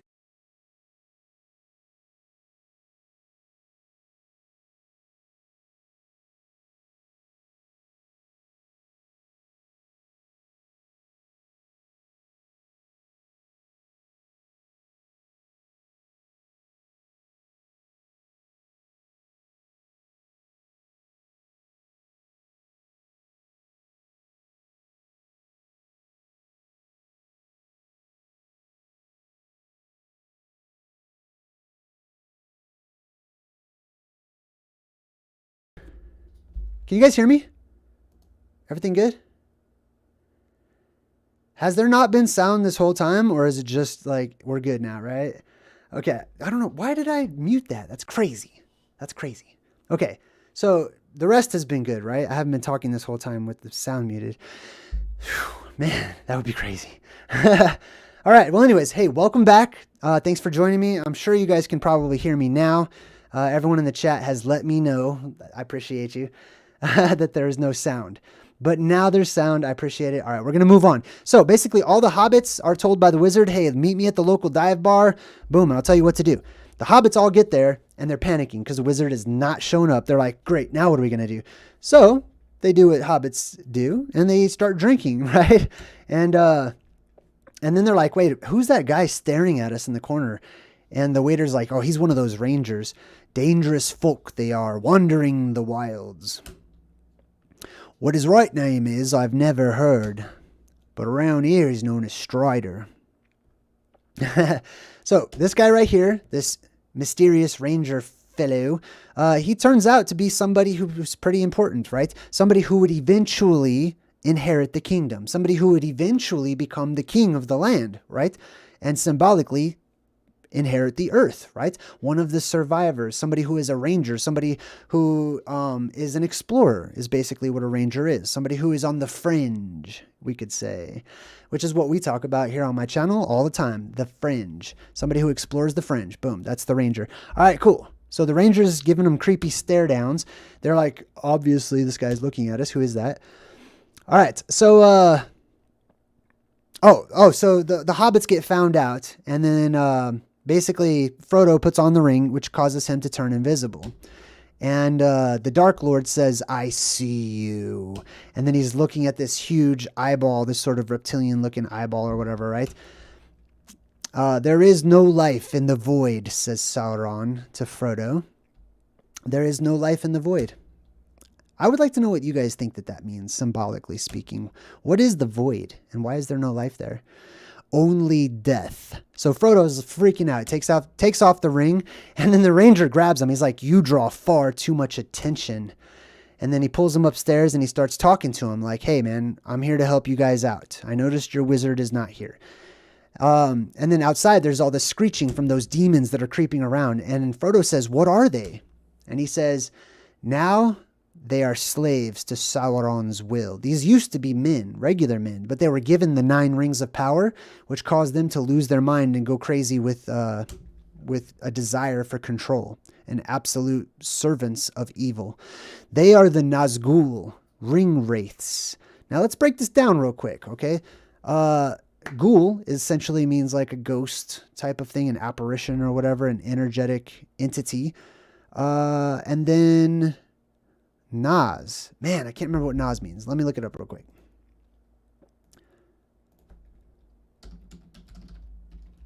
I did know, but I have a brain fart, so I need to look it up. It means cute, essentially. Like, there's probably other meanings as well.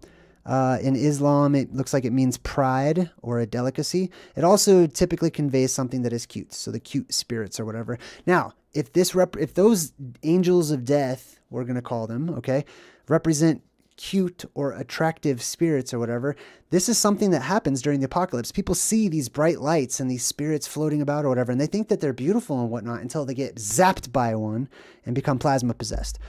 All right, anyways, it's kind of like the deadlights. People think they're all so beautiful and whatnot.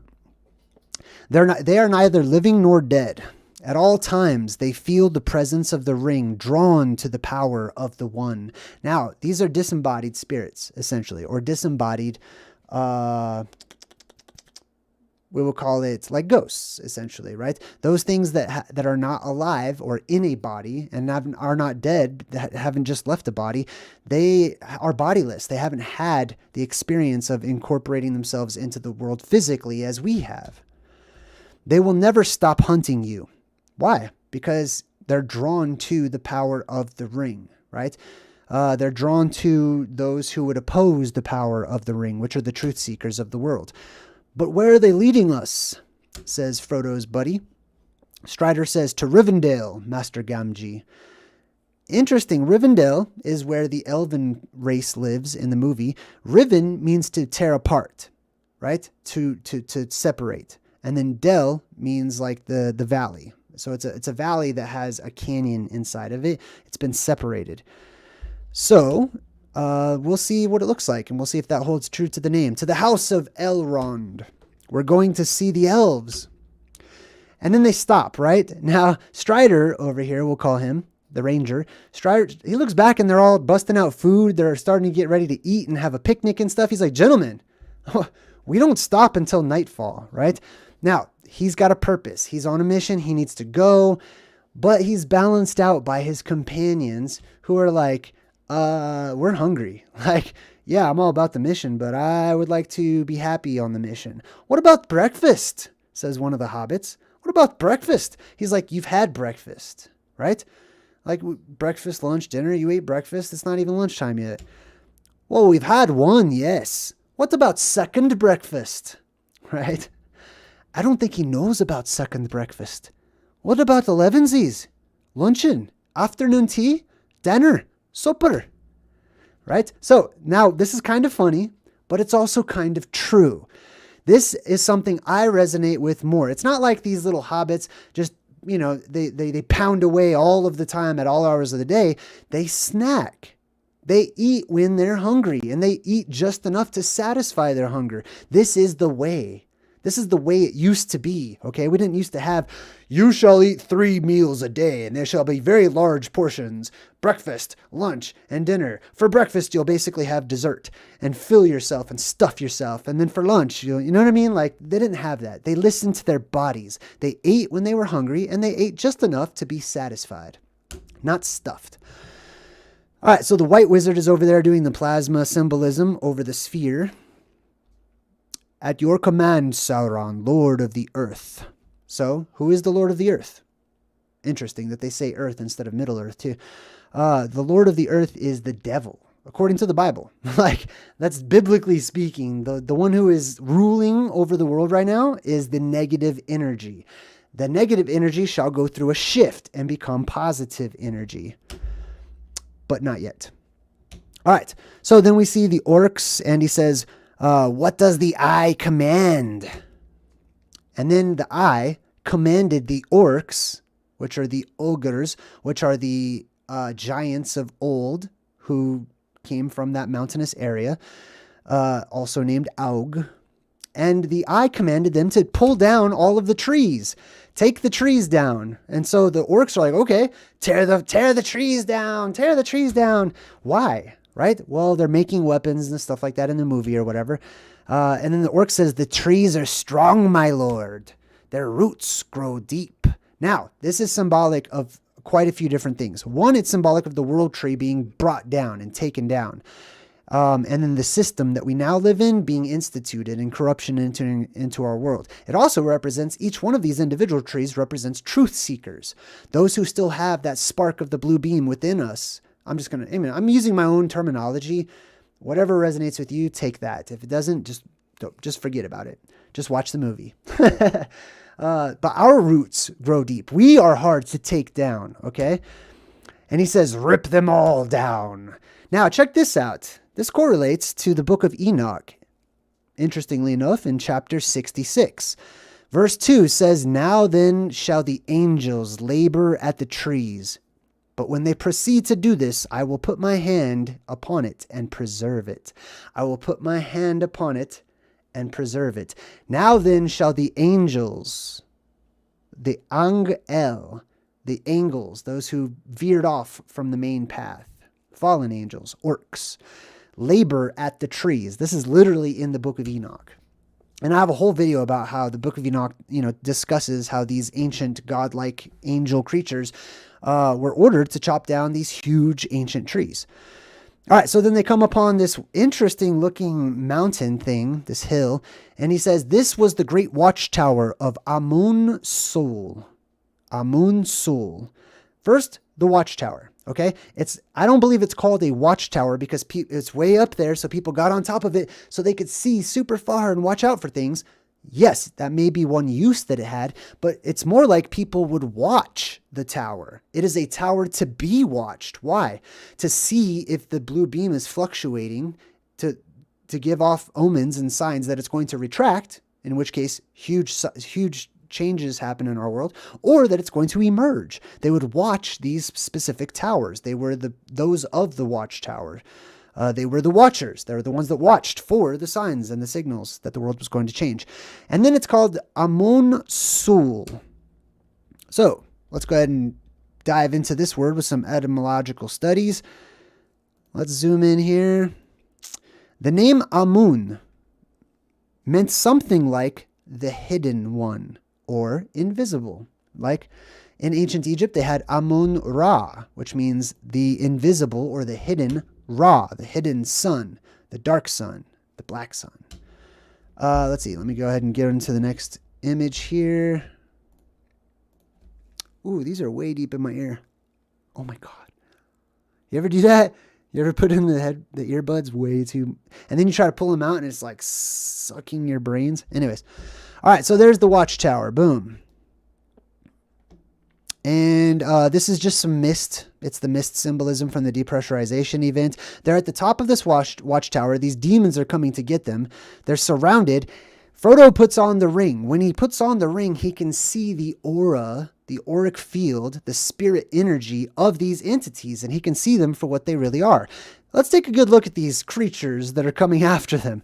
They look more alien to me. That looks like an alien gray or something, right? Instead of a human or whatever. Usually very large noses. Why? Because if a human were to live for an extended amount of time, your nose does not stop growing. So let's say you rub the magic lamp and you're like, I wish to live forever. Sweet. Your nose will grow forever. You'll have the biggest nose in all history, or ears. Your ears will also continue to grow, which is why the elven race tend to have long ears and big noses, etc. All right, anyways, so this is what they really look like. Now he's doing the hand thing again, reaching at the screen. This is for you to pick up on. He's doing this to you, okay? Not doing it to Frodo or whatever. And then he gets out this light and he tries to stab Frodo. Frodo is like a pincushion in this movie, okay? He gets jacked up all over the place. Every movie, he's getting stabbed by somebody, bitten, punctured. Like he goes through a lot of abuse. But guess what? So do we all, right? This is our path. This is the pilgrim's path. Along that road, there will be distractions. There will be pain. There will be suffering. There will be trials and tribulations. But those things are the fires that refine us and harden us and strengthen us. And we endure, becoming better on the other side. All right, so what happened with the wizard? Well, the two wizards got into a wizard's duel. They fought each other. Gandalf the Grey gets sucked up. He gets thrown up to the top of the tower, and up there he's stuck. So he catches this little moth. He is able to speak telepathically, and so he talks to the moth, and he's like, hey, go find me a really big bird, please, so I can get off this tower. So the moth is like, okay, no problem, I got you. Boom. It's basically like Mothra, baby Mothra, right? Which is totally different symbolism in Godzilla, but we won't go there. Now, these new orcs are being born out of the mud of the earth, just like we talked about before, right? Whenever it's symbolic of our world being sort of a swampy world, and the creatures that survive coming up out of the mud or whatever, it's also symbolic of those godlike or angel-like, right? And, I just use God like little g or whatever. It's not like they're all gods or whatever, like real ultimate entities or anything, but they come up out of the earth itself. There are those creatures who live inside of our world, and they will come up out of our world, according to every major religion worldwide across history, that there is a realm in our world where beings live that are human-like, but not human. There's also the same thing outside of our world. We are sort of in the middle. We're Middle Earth. All right, so these 9 demons start chasing everyone. This girl, this elf, goes out into the river where the water is, and she's like daring them to come get her because she knows that they won't go near the water, the stream, right? Oftentimes they'll bank, they'll turn if they go near to the water, and they'll hang out by the water's edge, but they won't cross. They won't cross over. Why? Because it's all electrical. It's electromagnetic in nature. So she dares them to come over anyway. They do, and sure enough, they die, or they get washed over because all of this magic water comes in and destroys them. So now, remember, Frodo just got skewered by this magical sword or whatever. So he's taken to the realm of the elven people who have certain medicines that can help to heal him. And he wakes up. He's like, what happened, Gandalf? Gandalf's like, He's saying what happened like, hey, bro, where were you? We were at the bar. You did not show up, and it was not cool. Stuff went down. Like, what happened, right? Gandalf's like, yeah. He's like, why didn't you meet us? Oh, yeah, I'm sorry about that, Frodo. I was delayed, right? Sometimes there's no need to go into the big, expensive, crazy backstory of what happened. Sometimes you just got to cut right to the point and give the person what they need. Simply put, he was delayed. I was sort of sucked up into the air and trapped and abandoned on the top of a tower, fighting a white wizard. What were you doing? Oh, sorry. So, did you fight some drunk guys at the bar? Oh, sorry, I wasn't there, bro. I was kind of delayed. Like, anyway, so then they show you the tower. They show you the wizard, the white wizard up there on the top of the tower. And Gandalf, if you can see it, is over here flying on a gigantic bird. Okay, so the gigantic bird came, swooped him up. He jumped onto that bird. Interesting. I'll tell you why it's interesting here in a bit when Gandalf appears to die. Yes, that's right. He's like, Gandalf, what is it? What is it? He's like, oh, nothing. It's fine. Don't worry about it.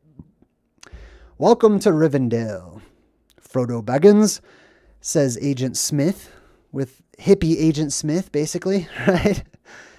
So he's one of the leader of the elven race, right? Welcome to Rivendell.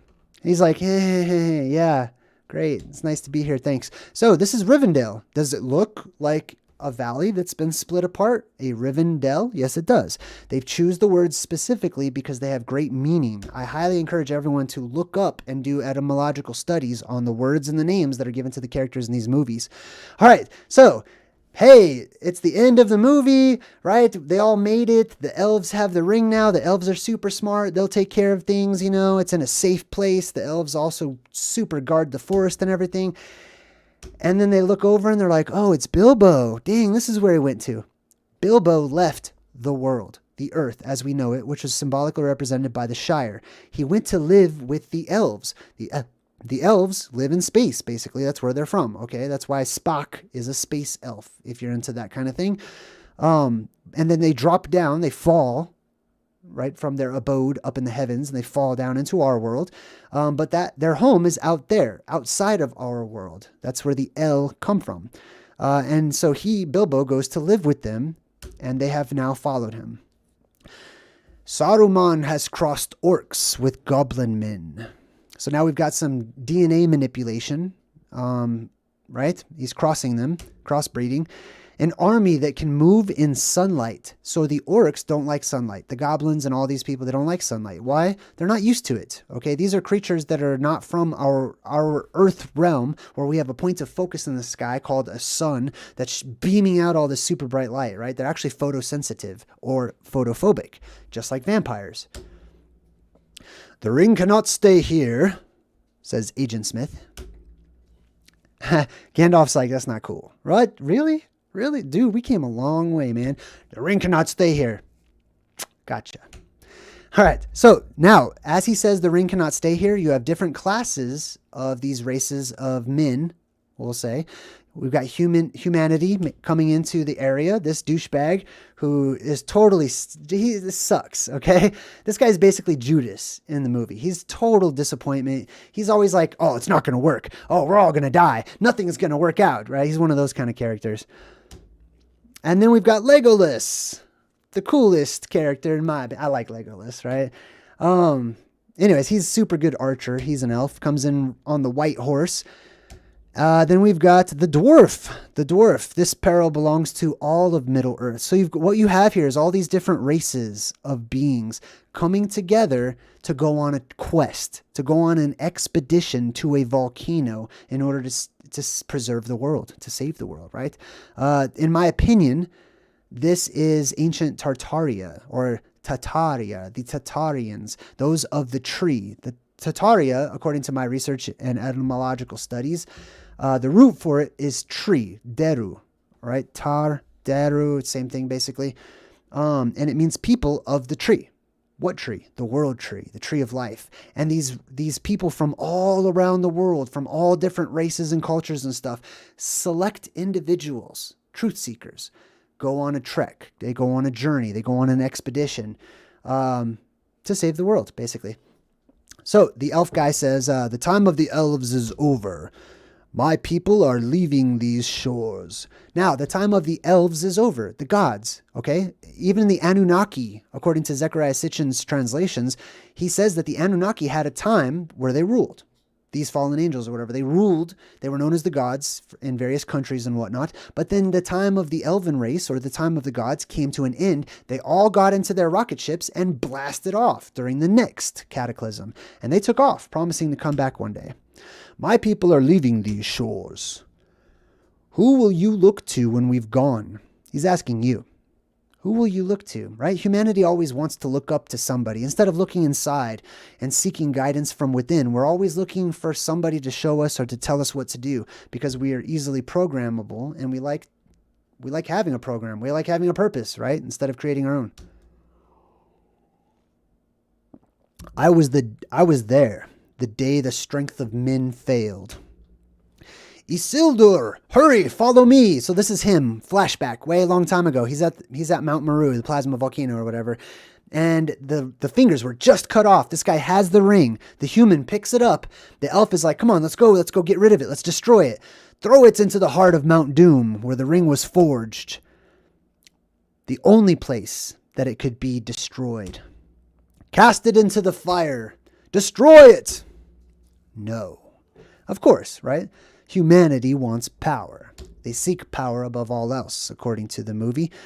There is no strength left in the world of men. So this guy's kind of disappointed. Why? Because he had one bad experience with one bad human, and so now he doesn't really believe in humanity, which is understandable. I get that, but there is always exceptions, right? Cowboy, conscious community. Hey, what's up, man? Good to see you. Okay, so he goes on and he says, he turned from that path a long time ago. He has chosen exile. He's talking about Strider. Strider is you. Strider is me. We are the truth seekers of humanity, destined to inherit the earth and become the kings and priests of the world, right? Not kings and priests over others, kings and priests over ourselves. Please, that's a pretty strong point to make. All right, so Strider is like, you talking about me? He's over there studying. He's reading some book or whatever. His buddy, the Judas character, is looking at this painting, this mural on the wall, where there is a piece of a broken sword being held up against Sauron, right? Basically, it's the blue beam versus the red plasma symbolism again. Here's the sword that was broken into the shards, and that is also the blue beam symbolism of it retracting down into the earth and the sword part being gone, leaving just the hilt, which is the plasma volcano that it comes out of. The blade that cut the ring from Sauron's hand. Why do you fear the past? Good question. They're asking you, right? Why have we collectively feared the past so much? I'll tell you, because it gives us a glimpse of what will come in the future, right? Whatever has happened before will happen again. It will come back. You are Isildur's heir, so this guy is destined to inherit the world. He's destined to inherit the kingdom. Now, he's in love with this elf girl, and she says, I thought I had strayed into a dream. You said you'd bind yourself to me, forsaking the immortal life of your people. Now, let me go back to this little Braveheart moment, right? So they're in the woods together. They're pledging their love to one another, but she is of the gods. She is of the El, or the Elu, or the elven race. He is a human. This represents the part in Genesis 6 where it talks about how, in the Bible, where it talks about how the angels mated with humanity, right? They took wives and husbands, I'm sure. And this is the mixing of the two races, right? And he's basically says, humanity says to the gods, you said that you would forsake an immortal life of your people. Meaning, let's pretend like the angels live outside of the sky, up there in space or heavens or whatever, right? They're immortal.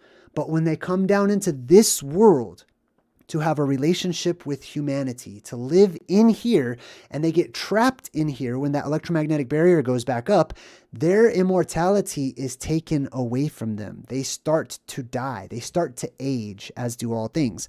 These are worlds known as death worlds, okay? Like, it's an interesting experience. It's fun. Use it what you like to do with it. But if you stay here, your life, you will not live forever, right? Anyways, so that's what they want to do. And she promises mankind, I'm true to you. I'm devoted to you. I forsake my heavenly abode to experience mortality with you. And that is some of them. There are some who are here to help. There are some who believe in mankind, and there are some who do not. And they are all trapped in here with us. Strangers from distant lands, friends of old, you have been summoned here to answer the threat of Mordor. Middle-earth stands upon the brink of destruction. None can escape it. You will unite or you will fall. Each race is bound to this fate, this one doom. You have only one choice. The ring must be destroyed. So we've got the gathering of all the nations, right? They all come together. They're going to go on this quest, on this expedition to destroy the ring, to get rid of it, to save the world once and for all. This guy hears that, right? And he's not liking what he's hearing. So he's like, the elf guy's like, the ring was made in the fires of Mount Doom. Only there can it be unmade. One of you must do this. They're talking to you. One of you must do this. They're not just having a council and they're talking to the characters in the movie. They're talking to us. One of you must do this. This guy right on cue, being the Judas of the group, is like, one does not simply walk into Mordor. Its black gates are guarded by more than just orcs. There is evil there that does not sleep. And the great eye is ever watchful. This sounds a lot like the naysayers of the world. When I'm like, hey, let's go to Antarctica. Let's put our hand on the wall and see what happens. Let's actually explore for ourselves. Let's go to the North Pole. Let's go to these places. Let's explore. Let's check out the world and reclaim it for ourselves. There are humans, even those truth seekers out there, who would go, yeah, but the UN guards those borders, man. They'll kill you. You'll get arrested. Like, it's not just as easy as going to the North Pole. Like, you know, there's all these trials and there's all these things. Like, it's impossible. There's no way. That's this guy. And I'm sure you guys all know somebody just like that. And he says the eye, and he's sort of making a little semi-666 type deal. The black gates are guarded by more than just orcs, right? Or the government or whatever. There's a guy like this everywhere. Not with 10,000 men could you do this. Basically, he's like, this is not going to happen. Like, this mission is doomed to fail. Well, why you want it, bro? Why don't you just be gone? Poof. You know what I mean? But everybody plays their part, as we will soon learn. He goes, it is folly. Now, Gandalf is like, oh yeah. And then everyone gets up and they all start arguing amongst one another. Exactly how we do when we become over-amplified, energetically speaking. You'll see this in the movies, right? Even all the good guys, all the friends and stuff have a scene where they all start getting mad at each other or whatever. That's because they're becoming plasma possessed. Their energy is being amplified. They're closer to the end. So as they're all arguing, Frodo, which means peace, stands up and he says, I will take it. I will take the ring to Mordor, though I do not know the way. Right? So all you have to do is have one person, one of you out there that stands up and says, I'm willing. I'm willing to do this. I'm not an expert by any means in all of the various fields, though. Lucky for him, he's going to have some help, just like you will have some help in whatever you put your mind to doing. The wizard says, I will help you bear this burden, Frodo Baggins. The future king says, if by my life or death I can protect you, I will. You have my sword. And you have my bow, says the elf. And my axe, says the dwarf. No, indeed, it is hardly possible to separate the two of you. So his friends also want to join him on the quest. You shall be the fellowship of the ring. All right, so Frodo starts talking to Bilbo because Bilbo's been on some many adventures. So he goes and talks to Bilbo. Bilbo gives him some tips, gives him a couple of gifts. One of them is a sword. And Frodo says, it's so light. That's a play on words. It's light as in its weight, but it's also light as in a sword of light, as in the blue beam. It's symbolic of the blue beam, right? How do we know this? The blade glows blue when the orcs are close, okay? The orcs, the gods or whatever, that come down into our world. You got the blue blade, etc. All right, so then they're off on their quest. That was not the end of the movie. The movie continues on because the elves are like, no. It's not the end of the movie quite yet. You guys are going to have to go all the way and leave. Okay. So they're back out on their quest, hiking through New Zealand or wherever it is. We've got the wizard. We've got the elf. We've got the dwarf. We've got the hobbits. We've got the humans. We've got the righteous, and we've got the doubters. So they all go on this quest. Gandalf says, we must hold to this course, west of the Misty Mountains for 40 days. Why? Why not just go directly at it? Well, 40 days is a time of trials. It's a time of testing. You'll see the number 40 in the Bible a lot, symbolically as a number, meaning that something is being tested, right? So you can't just go straight to the North Pole. You can't just go straight to Mount Meru. You can't just go straight to the Fountain of Youth or the Garden of Eden. You need to be purified and tested before you go. Why? Because it's a clean place. And if you're unclean, you need to become clean before you can enter in. If anyone was to ask for my opinion, oh, my bad. I wasn't supposed to read that. Anyways, so they're at these rocks. That one kind of looks like a hand. It kind of looks like some mud fossil action going on in the background there, some petrified stuff. Then there's these weird demonic bird things that come down from the sky, much like the flying monkeys sent out from the witch or whatever. The animals are plasma possessed. And because telepathy may exist during a time of overamplified energy, they can talk. Then they act and serve as spies. Spies of Saruman, says the wizard. The passage south is being watched. He's talking to you. There's passages out of this world. One of them is to the south. He says the passage south, Antarctica, is being watched. We must take the pass of Karadras.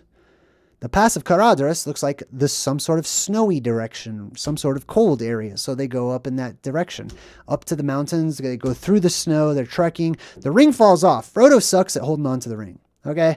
He sucks at not getting stabbed. He sucks at holding onto the ring. Like, he just drops it all over the place. Gollum drops it, Gollum or whatever his name is. So this guy picks it up and he's like, ooh, power. And he's super tempted. Anyways, he ends up giving it back. He says, let us go through the mines of Moria. Moria or Moria, same thing. The mines, so they're basically, symbolically, they're going to the North Pole. They're going to Mount Meru. There's different ways you can get there. One of the ways that they offer in the movie is to go through the earth. There are inner earth caverns and entrances where you can take to get there, right? That's one of your possibilities there. We will go through the mines. All right, so they need to get through the mines, so they head to the entrance. There's a magical door, and the door, if you can see it there, it's got these two columns on either side. You're going to see the two column references a couple of times. And it requires a secret password, kind of like Open Sesame, right? And it says, speak friend and enter. So the wizard, who's supposed to be so wise, he looks way too deep into it. And he's speaking all these commands in all these different languages, and the door's not opening until he just uses the word friend. Speak friend and enter. So he just says friend, and the door enters. What is that symbolic of? That's symbolic of having the right energy. Your vibration must match that of the vibration of where you are going. Then you may pass through. If your vibration is different, you will collide. You will bounce off. It is, it's kind of like basic spell forms 101. It's a web form spell that is cast. Basically, it's an energy. And if you match the energy, you can pass through. If you don't match the energy, you're locked out, basically. And they want good energy. So you have to speak friend. You have to be a friend to come in.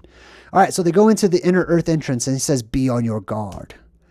There are older and fouler things than orcs in the deep places of the world. That's true. Every story I've ever come across that talks about these legends of the inner earth, it's not just like, oh, there's these like giants and they're all friendly and there's vril and there's power and stuff. There's also monsters. There's also gigantic creatures down there, right? So be careful, be cautious, be careful and brave, but be careful first, be wise. Now it shows Gollum. Gollum's actually following them, and he says, he talks about how he doesn't like himself and stuff. So check this out. Frodo sees Gollum following them, and he says, it's a pity that Bilbo didn't kill him when he had the chance. He's talking about this guy, right? Like you would think he's disgusting, he's a bad creature, he's creepy and weird. You almost want Gollum to die too. So Frodo says, like, that's too bad that Bilbo didn't kill that Gollum creature that's chasing us right now. Now, the wizard is not the type to just jump on the bandwagon. The wizard considers and contemplates, and he says, pity. It's a pity that he wasn't killed? It is pity that stayed Bilbo's hand. It is pity that saved Gollum's life. Many that live deserve death, and some that die deserve life. Can you forget? Can you give it to them, Frodo? Can you give them life? Can you pity? Do not be too eager to deal out death and judgment. Even the very wise cannot see all ends. Or, right, as Buckaroo Banzai puts it, don't tug on that. You never know what it's attached to. Right? Many of us get so angry and so caught up in our emotions, we sort of become semi-plasma possessed.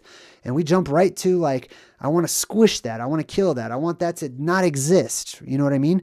But everything is important and everything holds value. And you never know if something is good or if something is bad. You don't know how it's going to play out. And the wise are patient and allow it and see what place it holds. The pity of Bilbo may rule the fate of many. And then he's like, I wish none of this had ever happened. This is a truth seeker. He's on the path, right? This is you. This is me. Oh, man, life sucks, man. I wish none of this even ever happened, you know? This is messed up. And he says, so do all who live to see such times.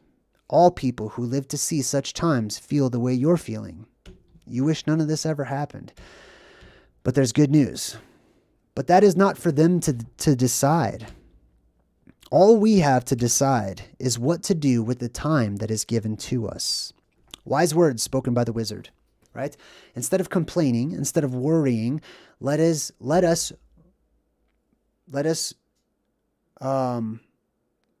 like Bruce Lee, he says, be water, right? Let's adapt.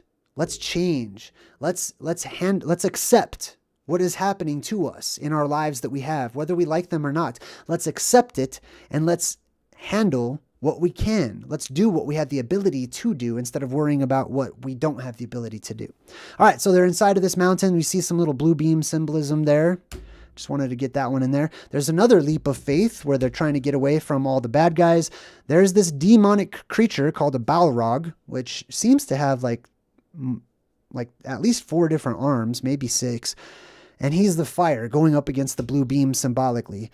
The wizard says, I am the servant of the secret fire. Well, what's the secret fire? It's the blue beam, simply put, right? It's that energy. It's the earth energy that lies dormant for some time until it fills our world and makes its appearance. It's a secret fire. Not everybody knows about it, especially when it's gone.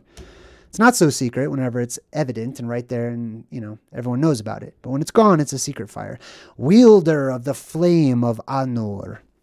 Well, what does Anor mean? An means heavens or the sky. Or means light. He is a wielder of the light of the sky, the skylight.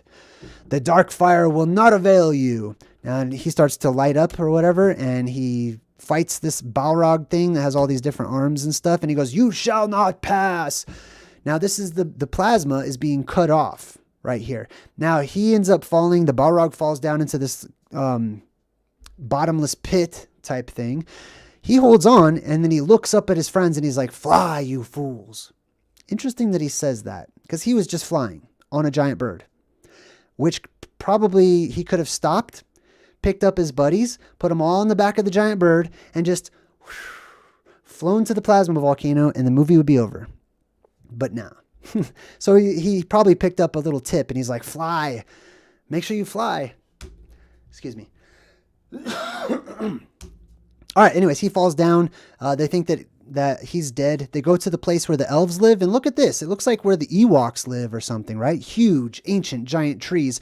And they found solace. They found protection in living in those trees. This is why the elves are related to the forest and living in the forest, not just in a forest, but in the trees themselves. Why? It may be that monsters roam about down below. I don't know.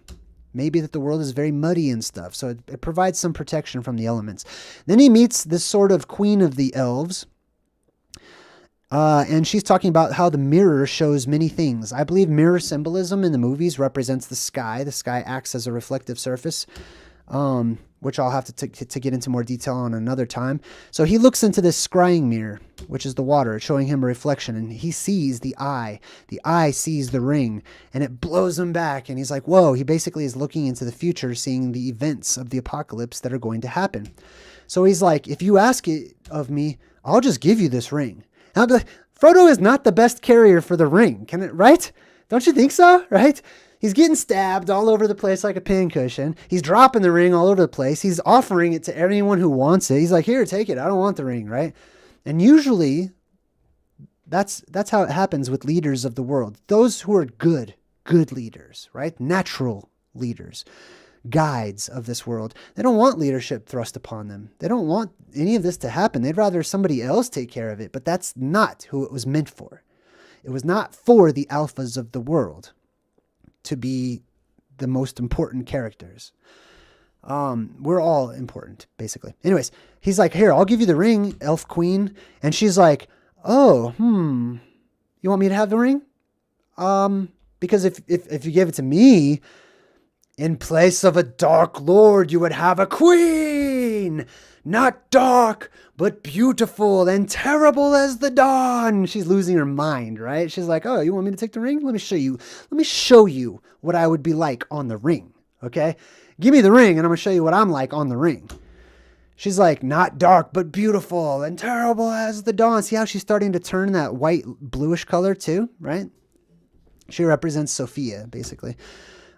Stronger than the foundations of the earth. Remember when we broke down the movie Encanto and there was one of those characters who is super strong, this girl, and she sings a song and she talks about being stronger. She's like, I move mountains, I move churches, I'm as tough as the crust of the earth is, right? Same symbolism. It's the blue beam symbolism. It's the Sophia. It's the ever wise light that comes up out of the earth. All shall love me in despair. And he's like, well, and then she calms down and she's like, oh my God, I'm sorry about that. Sorry. What were we talking about? He's like, I can't do this by myself. This is insane. He's like, she responds to him. This is all of you as truth seekers. I can't do this by myself. I'm lonely, man. And then she says, you are a ring bearer, Frodo. She might as well say truth seeker. To bear a ring of power is to be alone, right? We will feel alone. It doesn't mean you're truly alone. You will have help when you need it. You will have friends. You will have companions on your journey. But ultimately, it's your journey. All right, so the question is posed. Do you know, this is Saruman, the white wizard. He says, do you know how the orcs first came into being? He's talking to this blue orc. They were elves once. The orcs were elves once. Taken by dark powers. Now, you see his hands? They put white paint. The orcs have the hand of Saruman, or Sauron, or whatever his name is, and they put white paint, and they put that paint onto their faces, and they have this handprint on their face. Much like many of the tribal peoples around our world today will have these ceremonies where they will use white paint, and they will paint themselves white, giving homage to the gods of long ago who came into this world or whatever. So he's got the white hand marker of the white being, of the white wizard or whatever. And then the elf queen, we go back to Frodo. She's still talking to Frodo. And she's like, here, sorry I tripped on you. My bad. I give you the light of Arendelle. So she literally, representing the light, gives him light, or a little bottle, a little potion of light, right? He takes the light. By the way, you see the little leaf?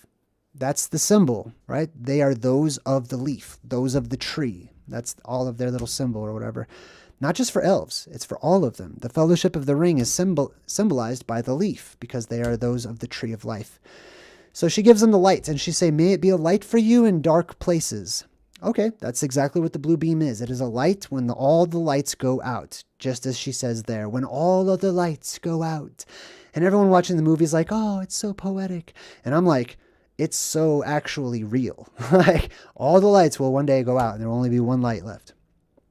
All right, so they're on the river. This guy looks up and he sees these huge statues called the Argonath. The Argonath. Interesting. The Argonath. Just like the word Argonaut from Jason and the Argonauts, ancient myth about people who gathered together from the various places in the world to go on a mission to save the world, essentially, or to find the golden fleece or whatever it was, right? And they all got together to go on this quest. He looks up, he says, the Argonath. It is the pluralized feminine form of the word Argos. Argos, let's see, did I have it? Did I capture it? Did I? No, I did not. All right, well, let's look it up real quick.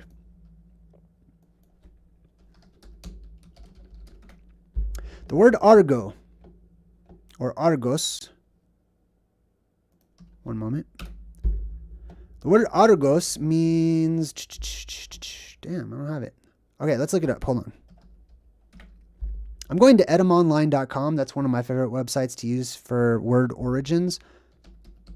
I'm looking up, typing in Argos. Boom. Where is it? Damn.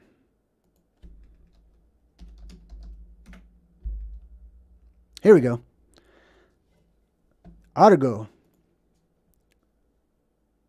Argos. Argos means swift, and it comes from the root word arg. Just like a pirate, how they go arg, right? Anytime you hear somebody say arg, this is what it means. The root word is arg, from Argos, which means to shine, specifically to shine white, a brilliant white shining light.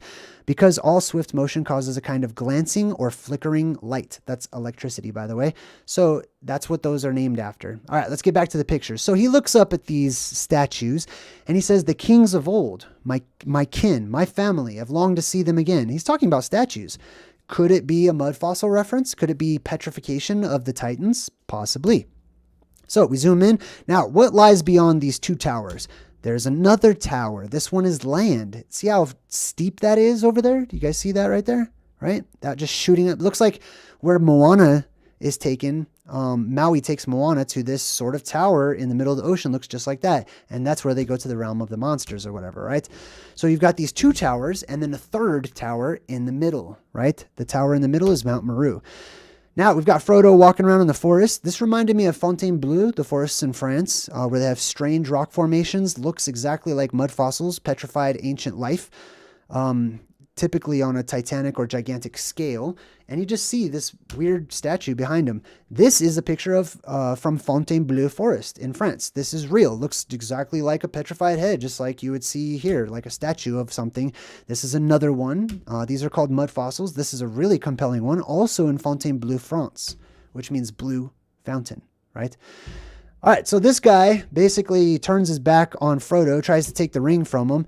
Because he did that, he gets shot with arrows. Arrows represent truth, just so that you know, okay? So those who turn their back on the truth get shot with the truth. They don't make it, okay? They are traitors to the truth. So this guy is like, one does not simply, we can't do this. There's no way, right? Okay, buddy, bye. We're going to go without you then. Then the future king says, leave all that can be spared behind. Now, this is wise words for us. All of you who are going on your expeditions and whatnot, or who may one day. The movies leave us these breadcrumbs that say, leave all your belongings behind. Leave everything behind and go on your quest. Okay? You will have what you will need. That doesn't mean leave everything behind, right? Because they take weapons, because he's like, let's go kill some orcs or whatever, and they take clothing and stuff like that. Now, Frodo and his little buddy, I forgot that dude's name. Okay, his little buddy from the Goonies. I don't remember his name on the Goonies. Anyways, the kid from the Goonies and Frodo, they take off by themselves, right? I don't know why. They just decided to split off from the group. Maybe they felt like they were bringing everybody else down. Sometimes that happens to us as truth seekers as well. But they get to the boundaries of Mordor. And as you can see, there's sort of a mountain range there. Interesting, because on the old maps of the North Pole land itself was surrounded. It was basically a huge valley. Around the edge of every single piece of that land at the middle of the world, there were mountains. Very interesting. All right, so Frodo and his buddy, they take off onto their trek, basically getting ready for the sequel, for part 2, The Two Towers, which is where we're going to pick up next time, whenever we break down The Two Towers, The Lord of the Rings, The Two Towers. Hey, what do you guys think? I hope you enjoyed that. That's symbolism. I know it's a very long movie. When I decided to do The Lord of the Rings, I forgot that they're like 3 hours long each. So we're gonna this was part 1. We'll break down part 2 next week, and then we'll follow it up with part 3 the week after that. I hope that you guys enjoy this segment that I do. I know I'm kind of, always changing things on my channel and doing experimenting and seeing what I like, seeing what I would like to do and what you guys like too. thank you. I appreciate that you're all here. I'm glad that we have the chat. I'm glad that we have the comments section so that those of the Tree of Life can get together and share the good vibes. There's going to be those who don't. That's okay. You ignore them. You don't feed the trolls. We focus on being a fellowship. A fellowship is where you get together with your friends, with those of like energy, and you talk about what matters most to you. Not arguing, not debating, not name calling and back and forth and I'm right and I'm wrong. And we're friends, we're family, and we're a tribe. And we're in this together. Until next time, I'm JayDreamer saying good vibes and goodbye. So hard to fade away.